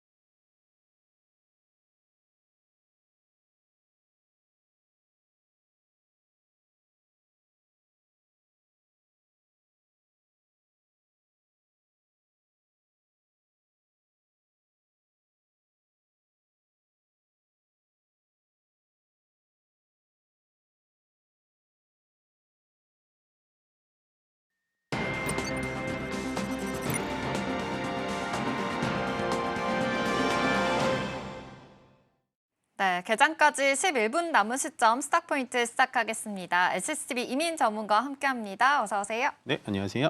네, 일단 간밤 뉴욕 증시 상황부터 짚어보겠습니다. 뉴욕 증시는 3대 지수 최고가로 마감을 또다시 읽어냈습니다. 역시 이번 간밤에서는 엔비디아와 애플이 좀 상승을 이끌었다라고도 볼 수 있겠는데요. 애플이 오픈 AI에 대규모 자금을 투자하기로 하면서 지분율이 더 올라가게 됐습니다. 인공지능 AI 모멘텀들이 여전하다라는 점 체크해 보시면 좋겠고요. 애플 측에서는 아이폰 17, 관련해서도 지금 호평이 이어지고 있다라는 이야기가 나오고 있습니다. 이 안에서 우리나라 종목들 안에서도 주가 추이가 어떻게 흘러가게 될지도 주목해 보시면 좋겠습니다. 그렇다면 우리 증시 본격적으로 전략 세워봐야겠죠. 네, 어제도 굉장히 좋은 흐름 가지게 됐습니다. 코스피가 또 사상 최고가 올라가면서 좋은 흐름 이어졌고 이제 삼성전자가 이끌었다라고도 볼 수 있겠습니다. 요즘 이렇게 좋은 랠리가 펼쳐지고 있는 가운데 모건 스탠리에서도 이제는 따뜻한 겨울이 올 것이다라는 좋은 전망을 내놨습니다. 오늘 반도체 안에서도 어떤 흐름을 보이게 될지 자세하게 전략 세워보겠습니다. 전문가님, 요즘 반도체가 정말 시장을 이끌어주고 있는 양상인 것 같습니다. 요즘 시장 분위기 아무래도 반도체 계속해서 좀 집중해서 봐야겠죠. 어떻게 보고 계실까요? 뭐 일단 반도체 중심의 시장으로 간다라는 건 좀 좋은 소식입니다. 우리나라의 전체적인 산업의 비중이 좀 크기 때문에 네. 뭐 예전에 이제 조방원이 갈 때랑 지금 반도체가 갈 때랑 지수의 움직임 자체가 좀 다른 거를 느끼신다라는 게 가장 쉬운 표현이라고 보시면 됩니다. 반도체에 대해서는 뭐 정말로 한 2주 동안 내내 많이 목 높여서 말씀을 드렸던 것 같은데 결국에는 이제 반도체가 많이 가고 특히나 어저께처럼 삼성전자만 올라가는 시장이 펼쳐지다 보니까 아무래도 시장 자체 내에서 포모 현상을 가지시는 분들이 많을 거예요. 삼성전자를 가지고 있냐, 안 가지고 있냐 이거에 따라서 시장에 대해서 느끼는 부분이 상당히 다르실 텐데 전혀 그렇게 느끼지 않으셨으면 좋겠습니다. 반도체를 가지고 있냐 없냐를 다 떠나서요. 일단은 시장 자체가 현재 3,500포인트 부근까지 올라오면서 전체적으로 신고가 영역을 만들어줬고 그다음에 지수 자체를 끌어당기는 것 자체가 삼성전자와 하이닉스 특히나 반도체 쪽에 대해서 지수를 끌어올려줬다면 결국에는 신고가에 올라와 있는 지수 자체 내에서 반도체가 조금 쉬어줄 때 다른 테마로 분명히 순환매가 갈 수 있는 강세장의 연속 상승세다라고 해석하시면 될 것 같은데요. 결국에 이건 뭐냐면 내가 정말 괜찮은 테마를 가지고 있다면 굳이 반도체로 갈아타지 말고요. 지금은 그냥 본인의 차례를 기다리시는 게 좀 좋을 것 같아요. 지금 반도체가 올라간 지 한 2주 정도밖에 되지 않았거든요. 2주 만에 이렇게 반도체가 급등을 하고 삼성전자가 뭐 9만 정자를 목전에 두고 이럴 거라고 예상한 사람은 단 한 명도 없습니다. 그렇기 때문에 기존에 가지고 있었던 분들은 조방원이 가거나 아니면 전력기기가 갈 때 삼성전자만 가지고 계셨던 분들은 상당히 소외됐었는데요. 그분들의 차례가 왔듯이 지금 여러분들이 괜찮은 주도 테마를 가지고 있다면 정말 뭐 예전에 막 이런 잡주라든지 정치 테마주를 가지고 있지 않다면 여러분들의 차례도 분명히 오니까 지금은 섣부르게 반도체로 빨리 갈아탈까? 지금이라도 어떻게 해볼까? 라는 생각보다는 내가 가지고 있는 종목을 어느 정도 처리를 하고 그 다음에 반도체로 갈아타든지 아니면 내 차례를 기다려보시는 조금 방향성은 맞지만 내 차례는 아직 오지 않았다라고 여러분들 조금 마음 편안하게 생각하시는 시장이 되시길 바라겠습니다. 좋네요. 반도체 요즘 너무 랠리가 좀 무섭게 올라가고 있기 때문에 다른 종목보다 지금 반도체 다 옮겨가야 되나라는 고민하고 계신 분들 많으실 것 같은데 지금 차례가 올 수 있으니까 기다려보셔라라는 코멘트 주셨습니다. 역시나 강세장의 연속일 수 있다라는 코멘트와 함께 지금 코스피 지수가 3,490선 위에 올라가고 있습니다. 이제 3,500선이 바로 코앞에 있는 상황입니다. 이러한 외국인들의 수급들이 어떻게 흘러가게 될지까지 주목을 해보시면 될 것 같은데요. 그럼에도 불구하고 반도체 쪽으로의 전략들 좀 자세하게 짚어봐야 될 것 같습니다. 지금 간밤에는 엔비디아가 이 오픈 AI에 대규모 투자를 하겠다라고 이야기하면서 엔비디아 주가도 상승을 하는 흐름을 가지게 됐습니다. 그렇다면 전문가님 이 안에서의 랠리도 조금 더 주목을 해보자면 반도체 이제는 소부장 안에서도 계속 주목해서 봐야 된다라고 전에도 말씀을 해주셨는데 이러한 전략들이 더 이제 주가 상승으로도 갈 수 있는 그런 모멘텀이 좀 될 수 있을까요? 지금 미국장에서 랠리를 달려줌으로써 우리나라의 반도체까지도 지금 낙수 효과가 이어지는 거거든요. 방금 얘기하신 엔비디아가 이제 오픈 AI에 투자 1,000억 달러 정도 투자를 한다라는 건 결국엔 지금 엔비디아가 새로 만들어내는 블랙웰 칩을 오픈 AI에다가 제대로 된 판매처를 찾았다라는 겁니다. 그 블랙웰을 가지고 더 많은 AI로 학습을 해라라고 아마 지시를 하는 것 같은데 그렇다라는 건 결국엔 엔비디아의 이 GPU, 블랙웰 칩이 더 많이 팔리겠죠. 그리고 더 많이 사용이 되겠죠. 그렇게 되면 이 GPU에 들어가는 우리나라의 핵심적인 메모리 반도체인 HBM의 수요는 훨씬 더 늘어날 거라고 보여집니다. 거기에 따라서 오늘 삼성전자와 하이닉스의 움직임을 봐야 되고요. 방금 앵커님께서 말씀하신 HBM 딴 소부장들, 그러니까 HBM의 후공정이라든지 아니면 HBM을 붙여주는 TC 본더, 요즘에는 이제 하이브리드 본더까지 개발을 한다라는 얘기까지 나오니까 아마 이 HBM에 관련된 종목들이 현재 메모리 반도체, 낸드 반도체 쪽이 좀 가다 보니까 HBM이 살짝 눌려주긴 했는데요. 그 친구들이 오늘 어느 정도의 반등이 좀 나올지 지켜봐야 되는 게 관전 포인트라고 보여지고 결론은 그겁니다. 반도체를 살까 말까 고민을 많이 하실 텐데요. 여전히 반도체는 계속해서 강세로 이어질 수밖에 없는 환경이 이어지는데 우리가 여기서 왔을 때 항상 고민하는 게 뭐냐. 반도체 이제 떨어지는 거 아닌가요? 아, 이제 고점이 아닐까요? 이렇게 고민하시는 분들이 많을 거거든요. 보통 왜냐하면 우리는 상승장의 기억은 굉장히 짧고 하락장의 기억이 굉장히 가슴 깊이 맺혀 있기 때문에 언제나 많이 올라간 종목, 많이 올라간 테마에 대해서 좀 두려움을 느낄 수밖에 없습니다. 그렇지만 지금은 미국 시장을 딱 바라보면요. 결국에는 우리가 오라클이라고 하는 그 AI 데이터 센터부터 시작해서 엔비디아의 투자 금액을 지금 생각을 해본다면 결국엔 AI 쪽에 대해서 수요가 폭발하면서 반도체까지 낙수 효과가 크게 이어지니까요. 여러분들 아마도 계속해서 반도체에 대한 강세 시장은 꾸준히 이어질 것 같다라고 예측하고 들어가시는 게 좋습니다. 네, 반도체 안에서 그리고 이 소부장까지도 강세장이 계속해서 연속될 것이다라는 코멘트입니다. GPU에 들어가는 HBM의 수요가 또 워낙 크다 보니까 이 안에서의 후공정이라든지 소부장들도 같이 눈여겨보시면 좋을 것 같습니다. 그렇다면 반도체 투톱에 대한 이야기도 안 해볼 수가 없을 것 같은데요. 지금 프리마켓에서 삼성전자가 구만전자를 터치하기도 했습니다. 와, 드디어 구만전자 언제 가려나 싶었는데 오늘 이렇게 터치를 하는 양상까지 나왔거든요. 지금 모건 스탠리에서도 이 말씀드렸다시피 지금 따뜻한 겨울이 온다와 함께 삼성전자를 최소 노주로도 제시하기도 했어요. 그렇다면 앞으로의 삼성전자 랠리 어디까지 갈 수 있을지가 좀 고민이 되는데 뭐 목표 주가가 지금 11만 원까지 올라갔더라고요. 이 점도 어떻게 바라보고 계세요? 일단은 모건 스탠리가 뭐 사과 한마디도 없이 그냥 겨울이라는 표현은 또 끝끝내 줄이진 않았더라고요. 따뜻한 겨울이 어디 있습니까? 세상에. 따뜻한 봄이라고 해야죠. 네. 그래서 참 모건 스탠리를 보면은 참 안타깝습니다. 왜냐하면 모건 스탠리의 그 윈터 이즈 커밍이라고 하는 겨울이 온다라는 리포트 하나 때문에 하이닉스 주가가 단 하루 만에 10% 넘게 빠졌던 경험이 있으실 거고 삼성전자도 마찬가지로 그때는 뭐 많이 빠지진 않았지만 그래도 3~4% 정도 빠졌던 경험이 있을 텐데 결국엔 모건 스탠리도 스탠스를 바꿨다라는 거죠. 근데 우리가 조금 더 상세히 본다면 삼성전자의 목표 주가도 상향했고 하이닉스도 상향했지만 삼성전자는 그렇게 많이 상향시켜 놓지는 않았더라고요. 보다 보니까 결국에는 모건 스탠리도 하이닉스 쪽으로 조금 무게추를 두는 거 아닐까라는 생각을 좀 하고 모건 스탠리가 얘기했던 거는 HBM의 공급 과잉이 심해져서 HBM이 내년 되면은 분명히 가격이 떨어질 거다라는 예측을 했었는데요. 그것도 실질적으로 맞는 얘기가 아니죠. 왜냐하면 오라클의 실적을 보면은 결국에 AI 데이터 센터가 많이 지어지면 지어질수록 HBM에 대한 수요가 정말로 기하급수적으로 늘어나기 때문에 AI의 수요가 결국에는 공급에 대해서 짓누를 수 있다라는 표현을 해주는 게 가장 좋을 것 같습니다. 그렇기 때문에 지금은 뭐 삼성전자가 더 좋냐, SK 하이닉스가 더 좋냐, 뭐 이거를 꼭 얘기하기는 굉장히 어렵다라고 보여지고요. 다만 이제 어저께 삼성전자 삼성전자가 HBM3E입니다. 5세대 HBM은 퀄테스트 통과 얘기가 나오면서 급등을 해줬고 아마 추가적인 상승이 나올 것 같아요. 그렇지만 HBM은요. 현재 3E를 퀄테스트 통과한 건 중요한 게 아닙니다.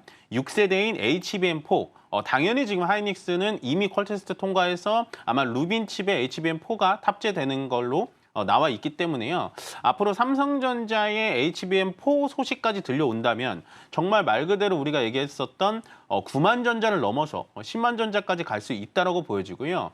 만약에 엔비디아의 루빈 칩에 HBM4까지 들어가 준다면 저는 삼성전자는 분명히 전고점까지 넘어서 앞으로는 정말로 코스피 시장을 예전처럼 이끌 수 있는 그런 삼성전자의 급등이 좀 나올 수 있지 않을까. 그래서 현재는 뭐 SK 하이닉스와 삼성전자 저는 반반으로 의견 드리도록 하겠습니다. 네, 좋습니다. 지금 SK하이닉스 또 삼성전자 반반의 의견을 주셨는데요. 역시나 그래도 반도체 강세장이 이어질 수 있을 것이다라는 의견 또 강력하게 주셨으니까요. 이전까지 함께 참고해 보시면서 우리 시장 본격적으로 문 열어보도록 하겠습니다.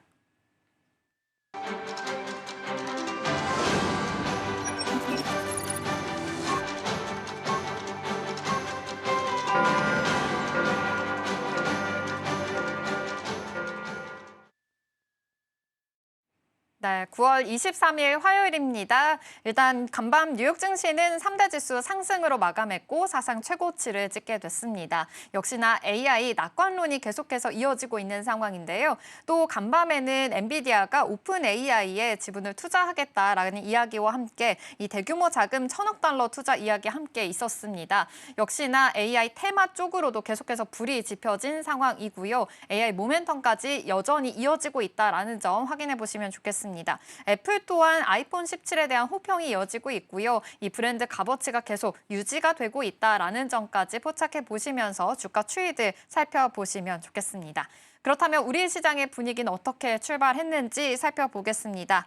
네, 오늘 코스피, 코스닥 양시장 역시 상승 출발합니다. 코스피가 3,489포인트 선 지나가고 있는데요. 이제 3,500포인트를 또 코앞에 두고 있는 상황입니다. 역시 최고가로 시작한 만큼 이런 랠리가 어디까지 이어질 수 있을지 주목해 보시면 좋겠고요. 코스닥에서도 0.22% 상승하면서 875포인트 선 지나가고 있습니다. 그렇다면 시가총액 상위 종목의 분위기도 살펴보겠습니다. 코스피 1위부터 5위입니다. 네, 오늘도 삼성전자 2% 급등하면서 출발하게 됐습니다. 일단 프리마켓에서도 지금 9만 1,000원까지 찍은 상황이거든요. 이제 9만 전자 터치한 만큼 이제는 9만 전자, 10만 전자까지 그 위로 올라올 수 있을지 주목해 보시면 좋겠고요. 어제 약간의 쉬어갔던 SK하이닉스도 오늘 2.2% 위로 올라오고 있습니다. 또 오늘 밤에는 마이크론의 실적이 나오게 됩니다. 이 반도체 풍량계라고 불린 만큼 어떤 실적이 나오게 될지까지 주목해 보시면 좋겠습니다. LG 에너지 솔루션은 0.29% 소폭이지만 쉬어가는 흐름이고요. 역시 삼성전자 우선주까지 오늘 상승 랠리 이어지고 있습니다. 그렇다면 이어서 코스닥의 분위기도 살펴보겠습니다. 1위부터 5위입니다. 네, 알테오젠 1.18% 하락하고 있습니다. 사실 알테오젠 같은 경우는 어제도 FDA 승인 소식과 함께 좀 7% 급등하는 양상이 있었죠. 근데 오늘은 좀 쉬어가는 흐름입니다. 그래도 이 알테오젠 안에서 키트루다 SC뿐만이 아니라 피아 주사 관련돼서 좀 모멘텀, 플랫폼 관련된 이 제약 바이오 종목들은 계속해서 이제 앞으로 이 기술료 관련해서 마일스톤 관련해서 계속해서 호재가 있으니까요. 이전까지도 함께 체크해 보시면 좋겠습니다. 이 밖에 에코프로 그룹주들은 오늘 상승 랠리 이어지고 있고요. 펩트론이 1.8% 쉬어갑니다. 이 밖에 삼천단제약이 1.1% 상승하고 있고요. ABL 바이오까지 그래도 바이오 종목 안에서는 순환매가 돌고 있으니까요. 이전까지도 확인해 보시면 좋겠습니다. 아침 상황에 오늘은 이 코스피에서 외국인과 기관의 팔자세 이어지고 있고요. 코스닥 시장에서도 마찬가지입니다. 선물 시장에서만 기관이 소폭이지만 사들이고 있네요. 그럼에도 불구하고 코스피, 코스닥 양시장 오늘 상승하고 있습니다. 역시 반도체 안에서 삼성전자가 이 반도체 투톱이 좀 코스피를 이끌어가는 양상인데요. 오늘의 전략들도 자세하게 짚어보겠습니다. 전문가님 오늘 아침 지금 수급에서는 봤을 때 외국인과 기관에서 들어오지 않지만 지수가 상승한다라는 것은 역시 이 시총이 큰 종목들이 좀 이끌고 그렇죠. 가는 거겠죠? 네. 어떻게 보고 계실까요? 뭐 방금 얘기하신 것처럼 역시나 오늘도 반도체가 또 끌어줍니다. 어저께는 삼성전자만 갔다면 네. 오늘은 삼성전자 향해 소부장주들도 또 같이 올라가지고 있고요. 하이닉스도 마찬가지로 어저께 하루 쉬더니 같이 올라가지고 있습니다. 그 이유 때문에 코스피가 코스닥보다는 조금 더 강한 흐름을 보여주고 있고 코스닥 쪽에서는 지금 앵커님이 얘기하신 것처럼 알테오젠이 어저께 급등한 이후에 오늘 약간 쉬어가는 흐름인 것 같은데요. 결국엔 알테오젠에 대해서 조금 더 코멘트를 드리자면 SC 제형에 대해서 미국 FDA 승인을 받은 겁니다. 물론 알테오젠이 직접 받았다라기보다는 머크사가 만드는 세계 최고의 세계에서 가장 매출을 많이 하는 항암제 쪽에 대해서 SC 제형을 FDA 승인을 받았다라는 건 결국에는 꼭 머크와의 키트루다와의 이 시너지보다는 나머지 글로벌 제약사들이 또 알테오젠에게 로열티를 지급해 가면서 SC 제형을 충분히 확대할 수 있다라고 보여지기 때문에요. 알테오젠 같은 경우에는 오히려 조금 쉬어줄 때마다 우리가 관심을 가져주는 것도 저는 괜찮아 보인다라고 정리를 좀 해드리고 싶고 오늘 코스피 종목 중에서는 한미약품이 가장 강합니다. 6% 강력하게 좀 올라가고 있고요. 아마 저번 주부터 좀 강조를 드렸던 것 같습니다. 제약바이오를 볼 때는 딱 두 가지만 보셔라. 기술 플랫폼을 갖고 있는 알테오젠, ABL바이오, 리가켄바이오 쪽을 보시던지 아니면은 두 번째 비만 치료제 쪽을 꼭 보셔야 된다. 그쪽에는 D&D 파마텍, 블루엠텍, 한미약품 이런 식의 종목들을 보셔야 되는데요. 결국에는 어저께 그 메세라라고 미국의 종목이 있습니다. 메세라라는 GLP-1 계열의 비만 치료제를 개발하는 회사인데요. 그 회사가 파이자에 인수가 되면서 D&D 파마텍이 어저께 상한가를 기록했고 오늘도 추가적인 상승이 나오는데 그럼 한미약품이 왜 올라가냐? 결국에는 우리나라의 기술로 인해서 체중과 근육 감소량을 최저화할 수 있는 한미약품이 지금 임상 실험을 진행을 하고 있기 때문에 제약바이오 쪽에 대해서 매기가 붙으면서 결국엔 비만 치료제에 대해서 테마가 같이 붙으면서 한미약품이 좀 요새 굉장히 강하게 좀 올라가고 있습니다. 아마 30만 원 초반대부터 얘기를 드렸던 것 같은데요. 추가적인 상승이 나오는 것 같고 그다음에 코스피 쪽에서는 현대일렉트릭과 LS일렉트릭 전력기기 쪽은 눌러줄 때마다 관심을 가져야 된다라고 말씀을 드렸는데 이 부분도 급등을 하고 있어요. 급등하는 이유는 딱 하나입니다. 어저께 엔비디아가 결국에는 오픈 AI에 1,000억 달러를 투자한다라는 건 결국엔 AI 데이터 센터를 그만큼 더 짓겠다라는 거고요. AI 데이터 센터를 더 짓겠다라는 건 그만큼의 전력 수급량이 더 많이 필요할 거다. 그렇게 되면 현대일렉트릭 같이 미국 현지에 공장이 있고 미국에서 납품을 그대로 할 수 있는 현대일렉트릭 같은 종목들은 여전히 강하다라고 정리를 해드리면 좋을 것 같습니다. 네, 이렇게 지금 상황 분위기 특징주까지 함께 알아봤습니다. 전에 지금 바로 말씀해 주신 특징주 중에 하나가 한미약품이었는데요. 오늘도 시세 분출하고 있는데 사실 지금 비만 치료제 쪽으로도 봐도 좋다라고 말씀해 주신 만큼 이쪽으로 어제 모멘텀이 나온 기업이 있습니다. 바로 D&D 파마텍이 어제는 상한가도 진입하기도 했거든요. 사실 간밤에는 메세라가 60% 폭등하면서 이런 비만체 쪽으로 계속해서 훈풍이 이어지고 있는데 그렇다면 지금 이렇게 주가 추이가 막 나오고 있으니까 이 달리는 말에 지금이라도 탑승해도 괜찮은지 이쪽은 어떻게 보고 계세요? 지금 그런 거 이제 달리는 말에 타기가 되게 어려우세요. 네. 개인 투자자님들은 주가가 많이 올라가면 따라가기 힘들거든요. 그렇죠. 근데 그럴 때 우리가 항상 힌트가 돼야 되는 건 뭐냐면 전체적인 시장 분위기입니다. 지금 시장 분위기가 어떻죠? 전체적으로 좀 다 올라가는 분위기잖아요. 네. 거기다가 신고가 영역에서는 이런 말을 드려야 될지 모르겠지만 지금 시장에서는 좀 겁먹지 않으셨으면 좋겠어요. 조금 더 세게 표현하면 시장에 쫄지 않으셨으면 좋겠다라는 표현을 드리고 싶습니다. 그러면 지금 앵커님께서 여쭤보신 비만 치료제 쪽은 어떤가라고 한다면 신고가 영역에서는 비만 치료제는 가치주와 성장주로 따진다면 성장주 쪽입니다. 그러면 신고가 영역에서 성장주는 어떻게 투자해야 되냐? 물리더라도 고를 하셔야 된다는 거죠. 그래서 제약바이오 쪽에 대해서 제가 방금 말씀드린 플랫폼 기업 쪽도 보셔도 좋지만 저는 비만 치료제에 대해서는 분명히 잠재성이 있고 정말 큰 시장이기 때문에 우리나라에서 방금 얘기하신 한미약품, D&D 파마텍, 인메티지랩 이런 종목들을 좀 이렇게 많이 스터디를 하시면요. 주가들이 다 많이 올라왔지만 지금이 고점인가? 더 올라갈 수 있지 않을까? 라는 기업들은 분명히 스터디하실 수 있을 거라고 보여지기 때문에 저는 지금 많이 상승을 했던 종목들이고 비만 치료제 쪽이지만 저는 지금에라도 좀 늦지 않았다. 충분히 스터디를 하시고 들어가셔도 괜찮다라는 의견 전달해드리겠습니다. 가치주와 성장주를 비교했을 때 이런 비만 치료제는 아무래도 성장주 쪽에 가깝다라고 알려주셨습니다. 앞으로도 더 갈 만한, 더 발전이 될 만한 여력이 있기 때문에 이쪽으로 긍정적인 시그널 주셨으니까요. 체크해 보시면 좋을 것 같습니다.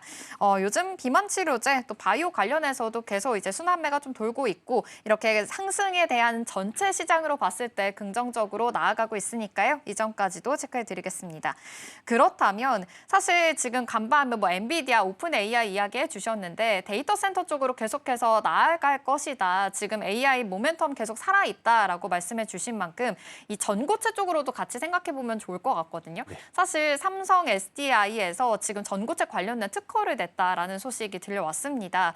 이제 이런 기업 경쟁력에 대해서도 더 생각해 볼 필요가 있어 보이는데 이쪽으로의 모멘텀들은 어떻게 해석해 보면 좋을까요? 뭐 사실 지금 같은 분위기에서 삼성 SDI 뭐 2차 전지 얘기하면 많이 싫어하실 거예요. 왜냐하면 많이 올라가지 못하거든요. 시장 대비 따라가지 못하는 종목을 왜 얘기하냐라고 할 수 있는데 오히려 지금은 남들이 보고 있는 테마를 본다기보다는 네. 남들이 보지 않는 테마에서 차근히 모아가는 건 좀 괜찮다라고 봐요. 그래서 어저께 삼성 SDI에서 굉장히 의미 있는 특허가 나왔는데 네. 덴드라이트 관련된 특허인데 더 쉽게 말씀드리면 전고체 배터리 특허가 나왔어요. 전고체 배터리라는 건 현재 우리가 쓰고 있는 배터리에서 액체 상태를 다 없앤 겁니다. 네. 그래서 화재 위험성이 없어요. 이 덴드라이트만 잡으면. 근데 그 덴드라이트를 잡는 특허를 내놓은 게 어제 삼성 SDI의 특허기 때문에 저는 삼성 SDI를 충분히 좀 기노업으로 좀 보셨으면 좋겠다라는 생각을 합니다. 왜 그러냐면 전고체 배터리 쪽에서는 삼성 SDI가 국내에서는 가장 선두주자입니다. 근데 전고체 배터리가 왜 중요하냐? 첫 번째, 화재입니다. 화재 사고가 왜 중요하냐? 요즘에 전기차 화재도 잘 안 일어나는데 하실 수 있는데요. 전고체 배터리는 물론 전기차에도 들어가겠지만 제가 봤을 땐 앞으로 로봇 산업에 충분히 활용될 만한 가능성이 높습니다. 현재 전해질이 들어가 있는 배터리를 로봇에서 사용을 하다가 만약에 집 안에서 활용이 되는 로봇이 폭발을 하게 되면 정말 인명사고 같은 정말 큰 사고가 나겠죠. 그렇기 때문에 삼성 SDI가 만드는 전고체 배터리는 저는 로봇 쪽에 정말 적합하다고 보여지고요. 결국에는 물론 글로벌적으로 본다면 도요타 자동차라든지 아니면 미국의 퀀텀스케이프 같은 그런 회사들이 훨씬 더 빨리 양산이 시작이 되겠지만 결국엔 삼성 SDI가 잡고 있는 2027년 양산 계획을 맞춰 본다면 앞으로 2년 정도, 1년 반 정도 남았지만 삼성 SDI가 기술적으로 보더라도 현재 자리가 떨어지기도 정말 쉽지 않은 자리이기 때문에요. 만약에 내가 위쪽에 물려 있거나 아니면 신규 종목으로 2차 전지 테마를 내가 포트에 좀 넣고 싶다라고 한다면 가장 대장 종목으로 삼성 SDI를 여러분들 전고체 배터리를 좀 겨냥해서 보시는 게 훨씬 더 좋아 보인다라고 정리를 해드리겠습니다. 네, 좋습니다. 사실 뭐 지난주부터 계속 이제 약품 관련해서도 현미 약품이 계속 이제 성장주로서 잘 나아갈 수 있을 것이다라고 힌트 주셨던 만큼 이번에 시선을 더 넓게 돌려서 이 삼성 SDI 안으로도 지금 이렇게 남들 안 볼 때 들어가면 더 좋을 만한 이런 핵심 종목으로도 한번 꼽아봤습니다. 그렇다면 오늘도 큰 이슈가 있어서 한번 이것도 짚어보겠습니다. 카카오에서 지금 큰 이슈가 있죠. 이프 카카오 컨퍼런스가 열리게 됩니다. 이제 새로운 개편안뿐만이 아니라 AI 서비스까지 내놓을 예정인데요. 어떤 서비스가 내놓게 될지에 따라서 주가에도 뭐 흐름이 바뀔 것 같은데 이 관련해서도 어떤 전략들이 좀 중요할까요? 일단은 아마 이프 카카오 행사가 진행이 되면 제일 핵심적으로 볼 게 오픈 AI와의 협업일 것 같아요. 네. 뭐 카카오 개편 뭐 이런 거 둘째 치더라도 카카오 앱 안에서 우리가 챗 GPT를 쓸 수 있을지 없을지가 좀 네. 중요할 것 같고 저는 그게 좀 어느 정도 파급 효과가 좀 있을 것 같습니다.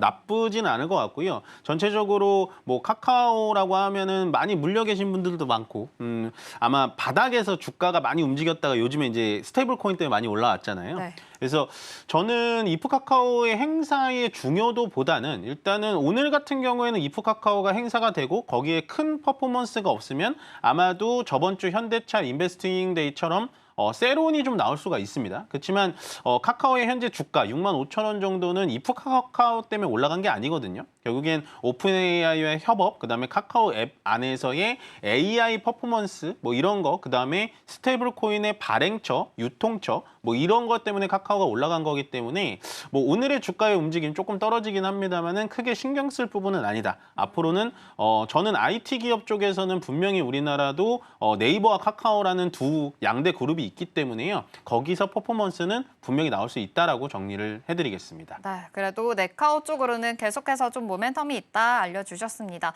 그렇다면 오늘 밤에 이제 반도체 풍경계로 불리는 마이크론 실적이 나오게 되잖아요. 이렇게 반도체 관련해서 계속 이제 상승 모멘텀 있는 만큼 오늘 실적에 대해서 좀 두려워해야 될까요? 앞으로 뭐 세론으로 봐야 될까요? 좀 어떤 전략들이 필요할까요? 제가 서두에 말씀드렸다시피 네. 지금 시장에서는 두려워할 필요가 없다. 네, 겁먹을 필요가 없을 것 같습니다. 이번 주 가장 중요한 일정이 저도 마이크론 정도밖에 없을 것 같아요. 뭐 금요일 PC가 있긴 한데 마이크론 실적은 막 이상하게 나오지 않으면 그렇게 나오지 않는 한 우리나라 시장엔 크게 영향은 없을 것 같고요. 오히려 지금 마이크론이라는 회사가 HBM 쪽에서는 하이닉스와 삼성전자를 따라와야 됩니다. HBM의 발열과 수율 문제가 있다라는 얘기가 나오고 있기 때문에 물론 뭐 실적 자체가 메모리계 풍향계라고 불려서 실적을 조금 더 빨리 발표를 하기는 합니다만은 크게 실적은 나쁠 것 같지는 않고요. 전체적으로 현재 우리나라 반도체 중심의 시장의 상승장이 랠리가 지속됨으로써 마이크론의 실적 발표 때문에 꺾인다? 약간의 눌림의 조정은 나올 수 있을지언정 크게 대세를 거스를 수는 없다라고 정리를 해드리겠습니다. 네, 좋습니다. 4분기 실적 가장 먼저 발표하는 기업입니다. 마이크론 실적이 어떻게 나오게 될지 주목해 보시면 좋겠고요. 뉴욕 증시 장 마감 후에 나온다고 하니까 이전까지도 참고해 보시면 좋겠습니다. 그럼에도 불구하고 오늘 삼성전자, SK하이닉스 오늘 반도체 투톱으로는 또 좋은 시세 보여주고 있으니까요. 이전까지도 함께 참고해 보시면 좋겠습니다. 스탁포인트는 여기서 마무리하도록 하겠습니다. SCTV 이민 전문가와 함께했습니다. 고맙습니다. 네, 고맙습니다.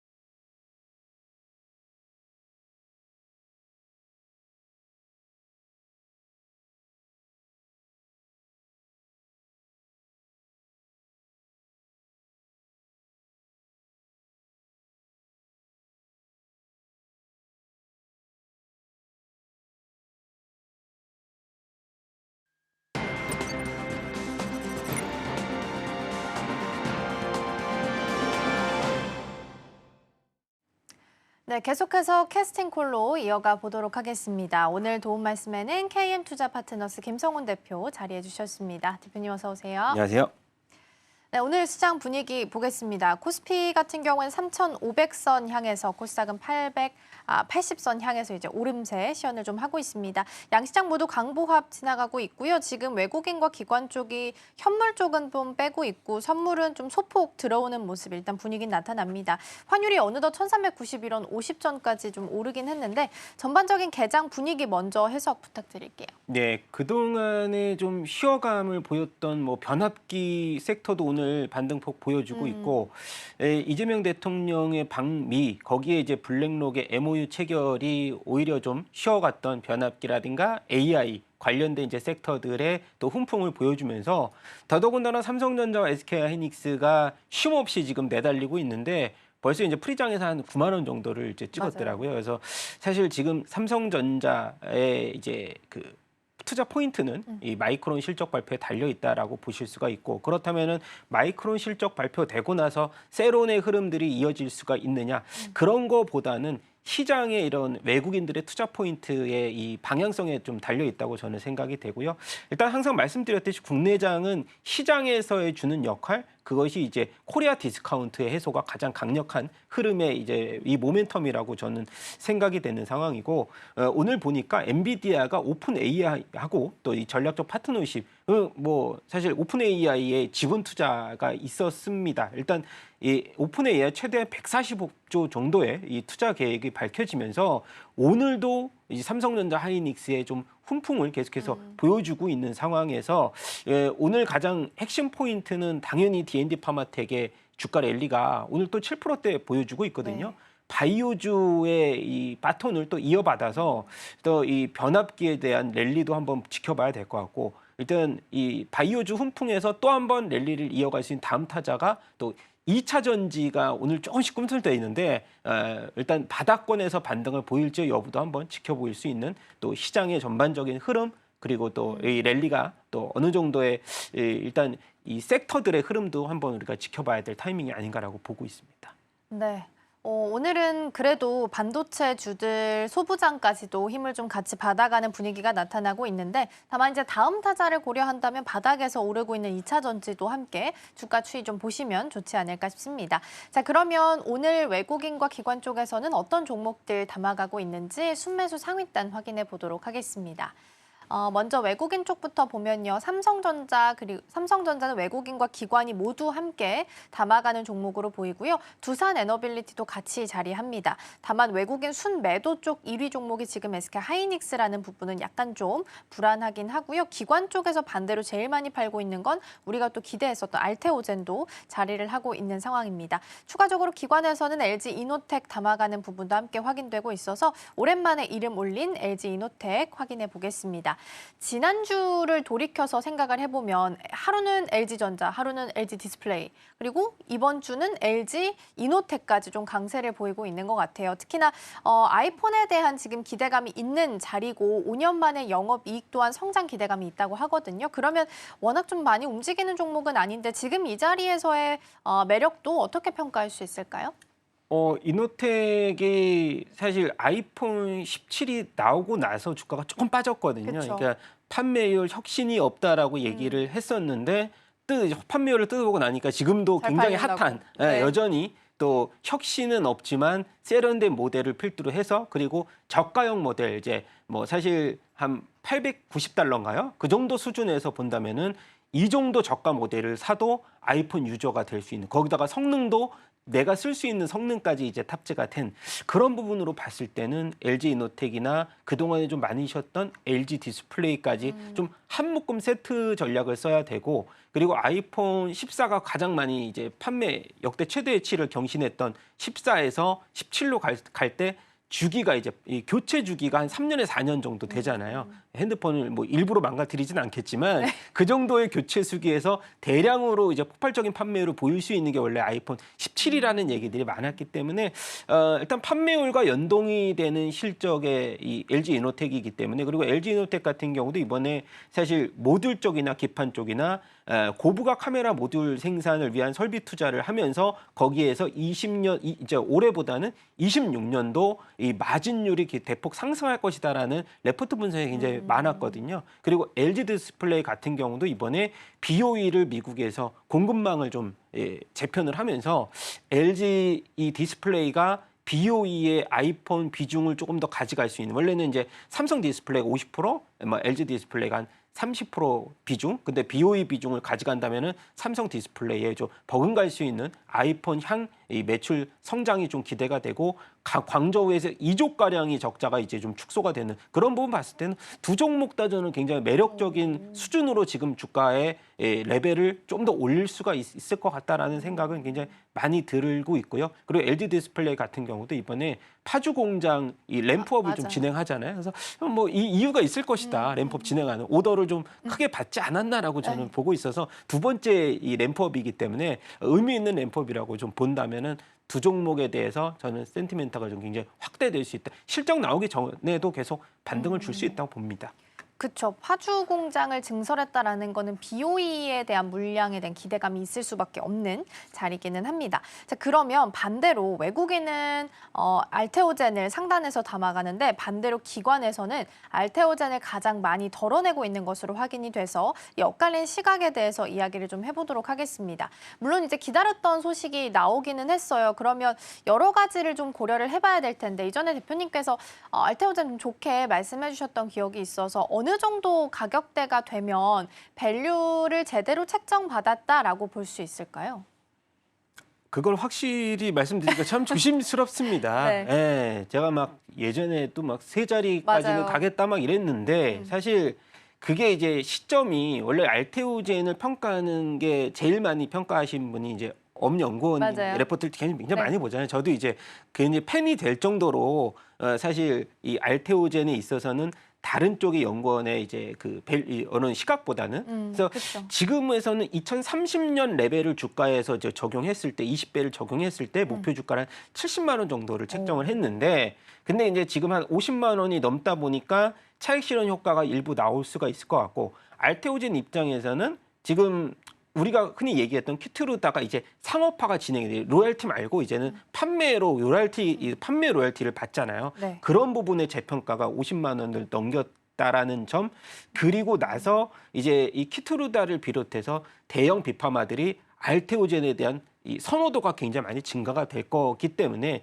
그리고 할로자인과의 차별점이라고 하면 당연히 이게 이제 기술력의 만기가 30년 아니고 40년까지잖아요. 그래서 그런 부분들이 굉장히 좋은 이점들이 많다. 그리고 할로자인과의 이런 우리가 최종 심결이 26년 6월이 이제 마지막 판결이긴 하지만 네. 판결이 다가올수록 알테오젠의 재평가는 계속 이제 증가가 될 것이다라고 봅니다. 그리고 알테오젠은 이미 상반기에도 흑자를 계속 유지해서 지금은 펀더멘털적인 요소가 가미된 알테오젠을 감히 누가 뭐라고 해야 될까요? 폄하할 수가 예, 그렇죠. 폄하할 수 있겠느냐? 그리고 코스피 이전까지 뭐 올해 아니면 내년에 마무리되겠죠. 예, 그렇게 되면은 그러니까요. 또 패시브 자금까지 그동안의 알테오젠 같은 경우는 사실 좀 이런 거죠. 개인 투자자들이 좀 자금 여력이 있는 강남의 개인 투자자들의 종목을 대표하는 게 사실 알테오젠이었잖아요. 예, 큰 손들의 알테오젠. 하지만 지금은 또 기관들, 외국인들 알테오젠이 또 될 수가 있기 때문에 네. 그런 부분들을 좀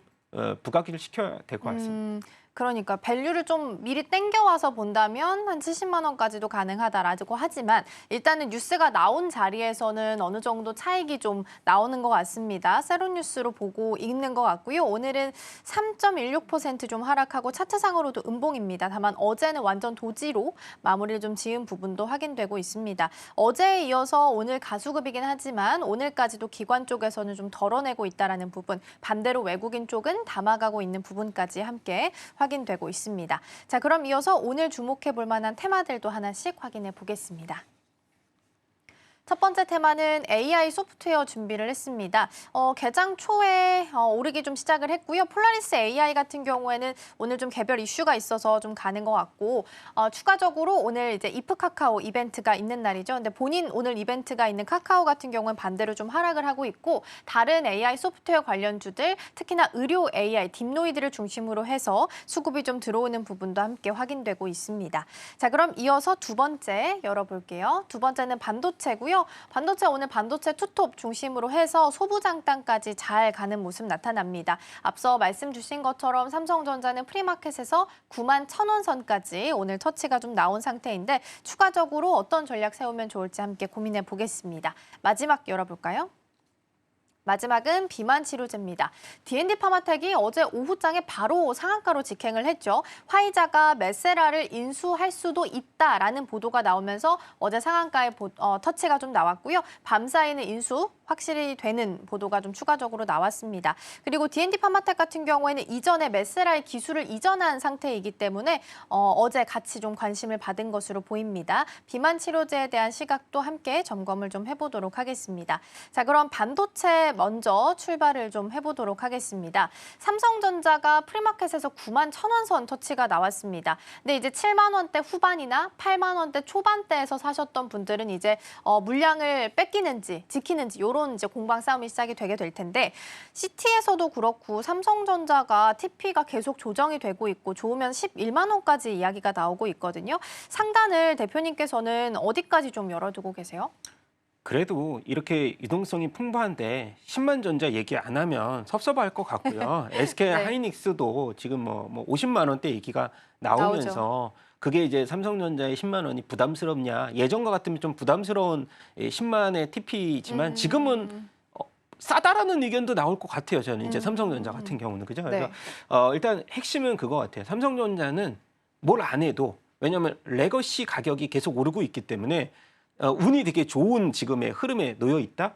그리고 차세대 HBM 이번에 12단 컬 통과했고 그 다음이 이제 다음 레벨, 다음 스텝이었던 HBM4인데 원래 삼성전자가 HBM4를 준비를 굉장히 빠르게 많이 했었잖아요. SK 하이닉스보다 시장 선점을 위해서 일시 이제 디램, 이게 6세대 10나노급으로 이제 디램 생산을 확보를 해야 HBM4에 탑재가 되기 때문에 그런 부분으로 지금 평택 P4 이제 디램용 설비 투자를 마무리하면서 일단 뭐 마이크론도 그렇고 SK 하이닉스도 그렇고 지금 이러한 수순이 오히려 레거시 디램이나 이 낸드의 수요를 굉장히 많이 촉발을 시키는 이 공급 부족을 촉발시키는 그런 요소이기 때문에 그럼 거기에서 힌트는 뭐냐? 누가 가장 수혜냐? 그럼 자연스럽게 삼성전자는 가만히 앉아서 뭐 무슨 얘기인지 아니죠? 가만히 앉아서 떡을 주워 먹나요? 네. 아무튼 그런 되게 굉장히 편안한 이 매출 속도가 좀 늘어날 수 있는 그런 부분을 보인다면 사실 삼성전자가 그동안에 쉬어갔던 부분에서 제가 그 얘기를 했을 거예요. 작년에 시초가가 7만 8천 원인데 여기 능선만 일단 넘어봐라. 그러면 재평가가 한 번은 이루어지지 않을까? 그리고 일단 올해하고 내년 순이익을 이제 이 증권사에서 많이 TP를 수정을 했더라고요. 네. 뭐 올해 34조 얘기 나오고 그래서 한 16% 정도 업을 시켰고 내년 정도는 25% 업을 시켰거든요. 순이익을. 그래서 52조 수정을 하고 있는데 뭐 그런 부분만으로 봤을 때 이걸 달성한다가 아니고 이 요소가 주가에는 촉발을 촉매제로 작용을 분명히 할 수 있다라고 말씀을 드려야 됩니다. 네. 그러니까 이 퀄 테스트가 통과가 됐다고 해서 올랐나 싶었는데 또 아니라는 보도가 나오긴 했었거든요, 어제. 근데 그럼에도 불구하고 자리를 좀 잘 지켰기 때문에 그거에는 좀 이젠 크게 흔들리는 것 같지는 않고요. 추가적으로 이제 반도체 겨울론을 이야기했었던 모건 스탠리 쪽에서도 TP를 96,000원까지 올리고 탑픽으로 선정하면서 긍정적인 시선을 좀 가져갈 수밖에 없는 것 같습니다. 다만 이제 전고가 거의 88,000원 이선이라서 여기를 좀 넘어갈 수 있을지도 주된 포인트로 함께 좀 보시면 좋을 것 같고요. 그럼 반대로 하이닉스는 어떨까요? 하이닉스는 사실 외국인 비중이 거의 최대치 도달입니다. 그러면 들어올 캐파가 좀 부족하니까 주가 조정이 나오지 않을까 걱정이 되긴 합니다. 그럼에도 불구하고 오늘 한 1% 상승하는데 하이닉스에 대한 시선은 좀 어떠세요? 일단은 SK 하이닉스 이 말씀을 잘 해주셨는데 최근에 한 오늘까지 보니까 이제 가짓개로 지키는 거 보면 한 3일 연속 외국인들이 큰 물량은 아니지만은 35만 원 돌파하면은 계속해서 네. 윗꼬리를 조금씩 달면서 맞아요. 매도 물량을 보여주고 있기 때문에 전반적으로 SK 하이닉스보다는 저는 삼성전자의 우호적인 상황이 조금 마련이 됐다. 그리고 너무 속도감 있게 SK 하이닉스가 30만 원대 돌파하고 그다음 35만 원까지 지금 돌파하는 수순을 보였기 때문에 사실 근데 이 과거에는 이렇게 좀 많이 얘기를 했거든요. 엔비디아 오늘도 엔비디아가 이제 반등폭을 굉장히 크게 해줬는데 오픈AI하고 이제 협업을 하면서 네. 오픈AI와 혈맹을 맺으면서 그러면 당연히 과거에는 SK하이닉스를 많이 바라봤었지만 지금은 그런 그 혈맹 관계가 SK하이닉스와 엔비디아 혈맹 관계가 조금 멀어진 모습들을 보여주고 있어서 그럼 SK하이닉스를 올릴 수 있는 만한 재료가 뭐가 있을까? 예전에 이제 브로드컴도 있고 그다음에 뭐 오라클도 있고 굉장히 많은데 SK하이닉스만의 본연의 가치가 이제 펀더멘탈적인 요소가 굉장히 많이 가미가 돼 있어서 사실 지금은 좀 쉬어가더라도 나중에 이제 삼성전자 잠정 시작 발표되고 나서 SK하이닉스 실적에 대해서 뷰가 좀 나올 때 그때 한번 또 레벨이 올라가지 않을까. 근데 지금 35만 원 그 이상을 뭐 너무 높게 바라보기에는 뭐 부담스러운 가격 받는다고 봅니다. 오히려 삼성전자가 부담이 좀 없지 않을까 싶어요. 네. 그러니까요. 그렇게 차트를 좀 보니까 계속 윗꼬리가 좀 달려있긴 하네요. 3거래일 연속 일단 오늘까지 보셔야겠지만 지금 시각 기준까지 보더라도 3거래일 연속 윗꼬리가 좀 달려 있긴 합니다. 외국인 투자자도 오늘 SK하이닉스를 좀 덜고 있으니까 가수급인 걸 감안했을 때도 3거래일 정도 외국인 좀 빼고 있는 상황이고요. 다만 지금 시각 기준으로는 또 매수 상위 창구에 외국계가 좀 보이긴 합니다. 모건스탠리, JP모건, 골드만삭스까지 좀 확인이 되고 있어서 종가상으로 가격을 어떻게 형성하게 될지는 좀 보셔야 될 것 같습니다. 다만 외국인 투자자에 대한 비중은 일단 거의 목에 좀 찬 상황이라서 주가 조정에 대한 부분도 함께 좀 걱정을 해보셔야 될 것 같고요. 그럼 일단 삼성전자는 11만 원, SK하이닉스는 뭐 48만 원, 50만 원까지 TP가 줄줄이 상향되고 있어요. 하루 걸러서 지나오면 TP가 상향되는 리포트들이 줄이어서 나오고 있는 상황이거든요. 근데 이럴 때가 보통 조정의 서막처럼 느껴질 때가 많이 있었던 것 같아서 네. 지금 주의해야 되는 건 아닐까요? 주의할 필요는 없을 것 같아요. 네, 과거와는 괜찮다? 이제 특징은 그거 같습니다. 네. 시장 업황, 반도체 업황도 중요한데 워낙에 풍부한 유동성. 그리고 디스카운트가 해소가 됐다는 거. 그러니까 디스카운트 해소에 가장 크게 호응을 받는 것도 반도체일 거고. 예, 그래서 반도체는 사실 워낙에 이 미국하고 빅테크 업종들하고 밸류를 대비했을 때 네. 뭐 저평가의 영역이었기 때문에 SK하이닉스도 마이크론하고 지켜봐도 그쵸. 불과 한 달 전만 하더라도 3분의 1 정도의 밸류밖에 못 받았잖아요. 그래서 오른다고 해서 이게 고평가다. 50만 원 되면 적정가다라는 얘기들도 있잖아요. 그래서 그런 부분 봤을 때는 지금은 단기간에 올랐던 수급의 매물 소화 과정은 좀 더 필요하다. 이렇게 말씀을 드려야 될 것 같아요. 알겠습니다. 반도체까지 잘 체크를 해봤고요. 사실 이제 내일 새벽 되면 이제 마이크론 실적 발표 받아들게 되겠죠. 근데 이제 그거랑 상관없이 오늘 이렇게 유동성도 풍부하고 반도체 업황이 좋게 흘러가고 있기 때문에 내일장 흐름을 같이 좀 지켜보시면 좋을 것 같고요. 마이크론 실적 발표 나오는 대로 내일 함께 챙겨드리겠습니다. 자, 다음 테마로 넘어가야 될 것 같아요. 비만 치료제 보도록 하겠습니다. 메세라 인수 소식이 전해지게 되면서 어제 D&D 파마텍 주가가 상한가로 터치가 좀 바로 나왔습니다. 일단 이슈화 중심에 D&D 파마텍이 서 있게 된 것 같아요. 그러면 이제부터는 다른 시각으로 다른 전략을 좀 가져가야 되는 걸까요? 다른 전략을 가져가는 것보다는 같이 봐야 될 것 같아요. 왜냐하면 이제 지금 어제 상한가를 치고 오늘 이제 한 4%대 반등을 보였음에도 불구하고 시가총액은 한 2조 5천억이거든요. 근데 ABL 바이오가 좀 5조 정도 넘었고, 그러면 D&D 파마텍이 이제 만약에 그냥 비교 우위군으로 몇 종목을 선택하더라도 이게 비싼 가격인가? 그리고 D&D 파마텍이 이제 화이자가 메세라를 인수를 하면서 사실 이제 뭐 10조 정도의 가격, 그게 이제 중요한 건 아니고 D&D 파마텍 입장에서는 나중에 이제 로열티도 받는 수순에서 누구한테 받느냐면 화이자한테 받는 게 됐거든요. 워낙에 이제 스타트업에서 이제 이 빅파마 쪽에 연결고리가 이제 생겼다라는 점이 사실 ABL 바이오나 앞서서도 이제 제약바이오에서 지금 이 기술 이전 기업들 빅파마와 연결고리가 있던 지금 펩트론까지 지금 얘기를 해야 되는데 펩트론 같은 경우도 에로가 나오지 않았음에도 불구하고 지금 시총이 얼마입니까? 7조거든요. 그래서 그런 부분 보면은 오늘 만약에 좀 음봉이 나오면 또 이 매수 기회가 일부는 있다라고 말씀을 드리려고 했는데 아직까지는 음봉 길이가 나오지는 않고 있어서 일단 지금의 비만 치료제 시장이나 아니면은 이 메시 시장이나 사실 2030년까지 막 200조, 막 300조 얘기가 나오고 있거든요. 그만큼 성장이 제일 큰 시장이 비만 치료제 시장이 지금 개화기 아직까지 초기다라고 본다라고 하면 뭐 경구용 치료제가 상용화가 지금 이제 시작이 되고 그 다음에 앞서서도 이제 이 확장증, 만약에 비만 치료제 시장에서 끝나지 않고 이것이 다른 치료제로 계속 확장성이 나오는 거에 포커싱을 맞춰주셨으면 좋겠습니다. 일단은 D&D 파마텍에 대해서는 시총 대비해서는 긍정적인 좀 말씀을 주신 것 같고요. 그러면 비만 치료제 안에서 종목을 좀 선택한다면 한미약품 쪽은 어떨까 싶어요. 5년 가까이 지금 횡보하고 막 올라오기 시작을 했어요. 그러면 D&D 파마텍도 물론 앞으로 룸이 좀 많이 남아있긴 하지만 한미약품 또한 비만 치료제에 있어서는 상용화에 가장 빠른 기업이란 이야기가 나오고 있고 횡보했던 기간까지 생각하면 사실 기대 수익은 이쪽이 더 높을 수도 있을 것 같거든요. 이 종목에 대해서는 어떻게 판단을 해보면 좋을까요? 네, 한미약품은 일단 밸류가 비싸지 않고 그리고 이게 기본적으로 이제 이 밸류를 지켜주는 두 가지 굉장히 이제 그 캐시카우적 역할을 하는 상품들도 있고 거기다가 이 메시 관련 비알코올성 지방간 치료제의 메시 관련 2개의 신약 물질을 보유하고 있는데 가장 빠르죠, 임상도. 이게 그쵸. 경구용도 있고.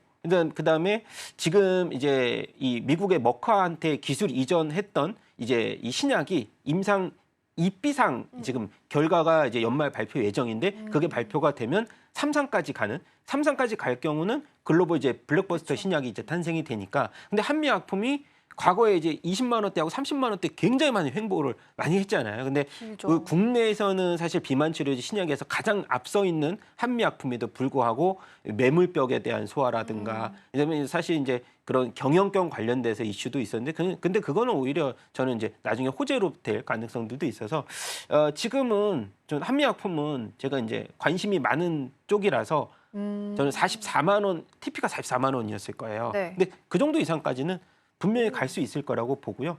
여러 가지 지금 이 총 6건 정도가 있을 겁니다. 이 비임상 관련 연기 결과 발표가 쭉쭉 남아 있기 때문에 그런 부분들의 핵심 또 이 종목이 한미약품이다라고 말씀을 드려야 될 것 같습니다.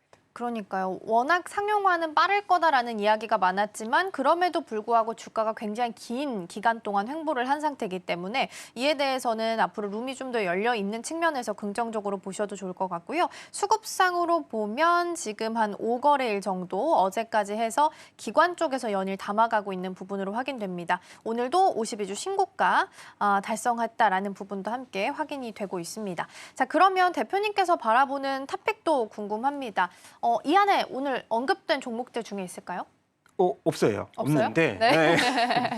근데 네. 연결고리를 쭉 진다면 제가 펩트론 얘기를 중간에 툭 하고 꺼낸 게 네네. 펩트론의 경쟁사 얘기를 좀 해야 될 것 같아서 지금 펩트론이 제가 이 기술 이전이 안 나왔는데 7조까지 갔다 그 얘기를 또 했는데 거기서 이제 원래 2016년까지 이희용 연구원이 이제 선임 연구원 소장님이었는데 네. 16년도에 나와서 회사를 바로 펩트론 옆에 회사에 차린 게 G2G 바이오라는 회사예요.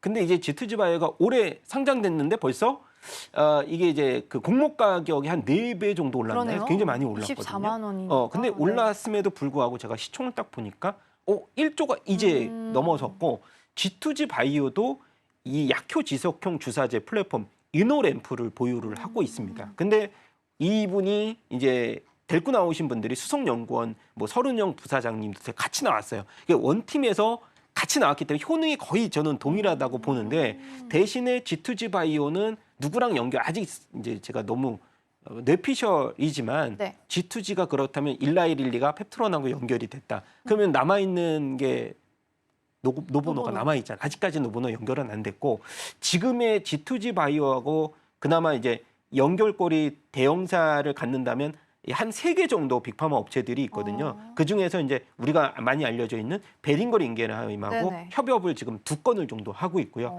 그리고 이노램프 같은 경우는 우리가 이 얘기를 많이 들었을 텐데 미립구라고 하는 그 캡슐이잖아요. 이게 캡슐이 서서히 녹으면서 약물 지속을 했는데 이 미립구의 기술력이 약물 탑재를 이 하나에 얼마나 많이 하느냐. 그래서 미립구를 적은 수를 넣어야 되거든요. 많이 넣으면 부작용이 많이 생기기 때문에. 그래서 그 미립구 기술력의 연속 제조 기술이 굉장히 뛰어납니다. 네. 이 G2G가. 그리고 대량 생산 체제 제2공장을 이제 완공을 하는데 700만 횟수에 달하는 대량 공장을 이제 짓죠. 그래서 그런 부분 봤을 때 그거 하나 또 이제 위탁 생산 이 시설 또 재편 하나 이런 것들이 나온다면 지금 한 4%대 나오는데 그래서 저는 다른 거보다는 그냥 이 대장에 버금갈 수 있는 상대적인 바이오주를 하나 뽑아야 될 것 같아서 펩트론이 너무 많이 올라서 이제 네네. 좀 정체됐잖아요.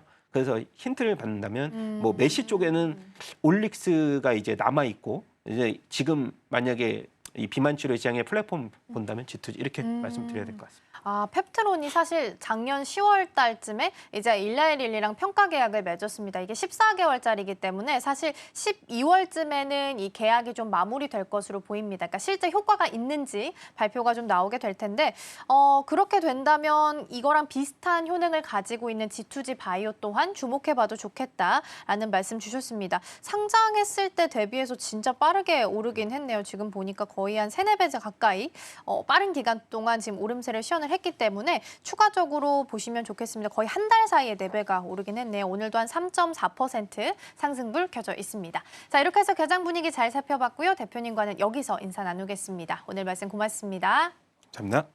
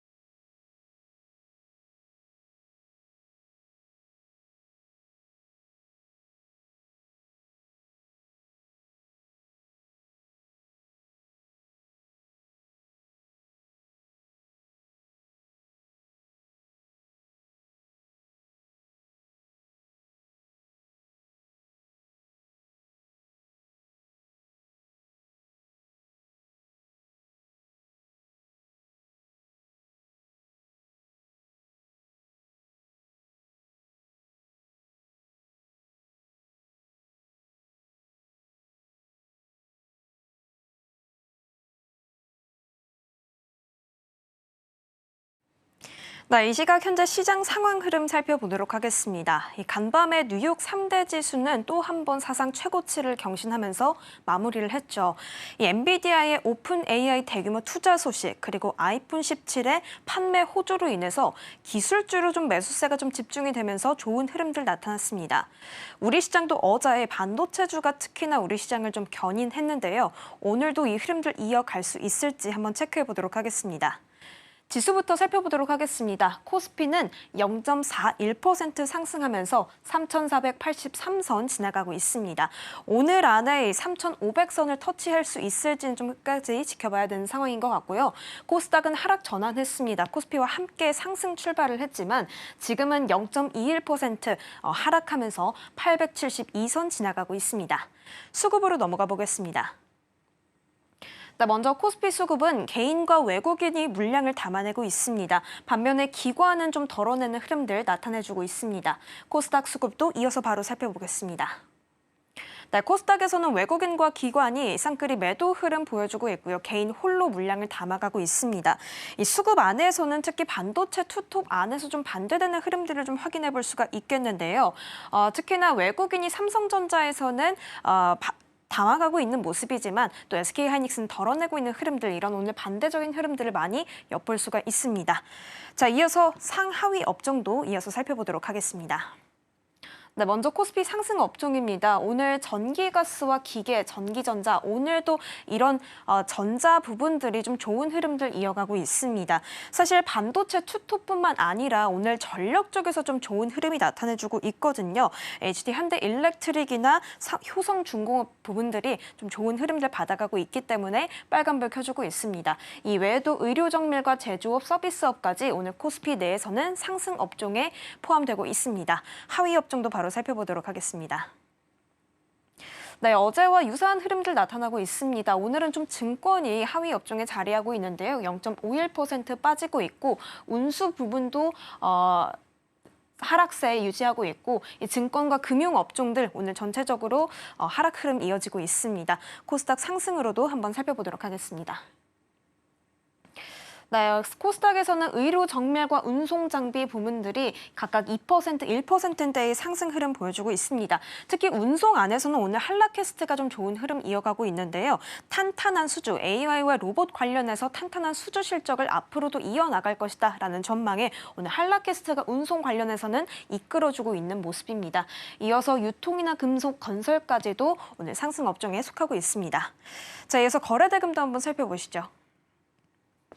코스피 거래대금 이어서 살펴보도록 하겠습니다. 오늘 삼성전자와 SK하이닉스 반도체 투톱이 또 상승 흐름 보여주고 있습니다. 삼성전자는 사실 정말 반도체의 어떤 저승사자다라고 불리는 모건 스탠리가 삼성전자의 목표 주가를 상향하기도 했죠. 사실 반도체의 어떤 겨울이 다가온다라는 그런 소식으로 인해서 반도체 투톱의 주가를 끌어내리기도 했지만 태세를 좀 바꿨습니다. 삼성전자 목표 주가 상향했고요. 토픽으로 제시하는 모습까지도 나왔습니다.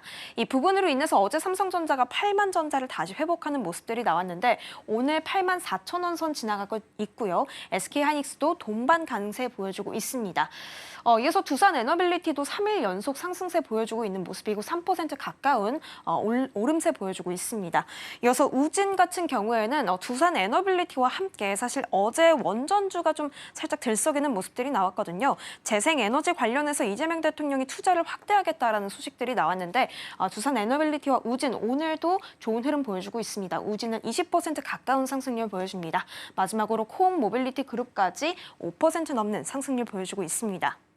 코스닥 거래대금 상위도 한번 살펴보시죠. 네, D&D 파마텍이 어제에 이어서 오늘도 좋은 흐름 이어가고 있습니다.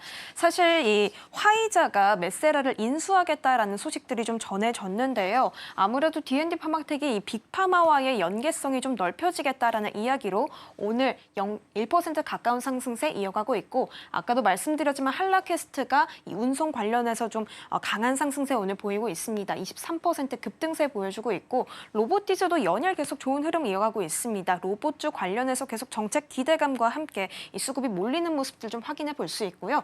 마지막으로 알테오젠 같은 경우에는 오늘은 좀 빠집니다. 3% 넘는 하락세 이어가고 있는데 아무래도 이 FDA 승인 기대감으로 인해서 좀 좋은 수급들이 몰리면서 좋은 흐름들 이어가고 있다가 오늘은 좀 차익 실현에 나선 모습들 보이고 있습니다.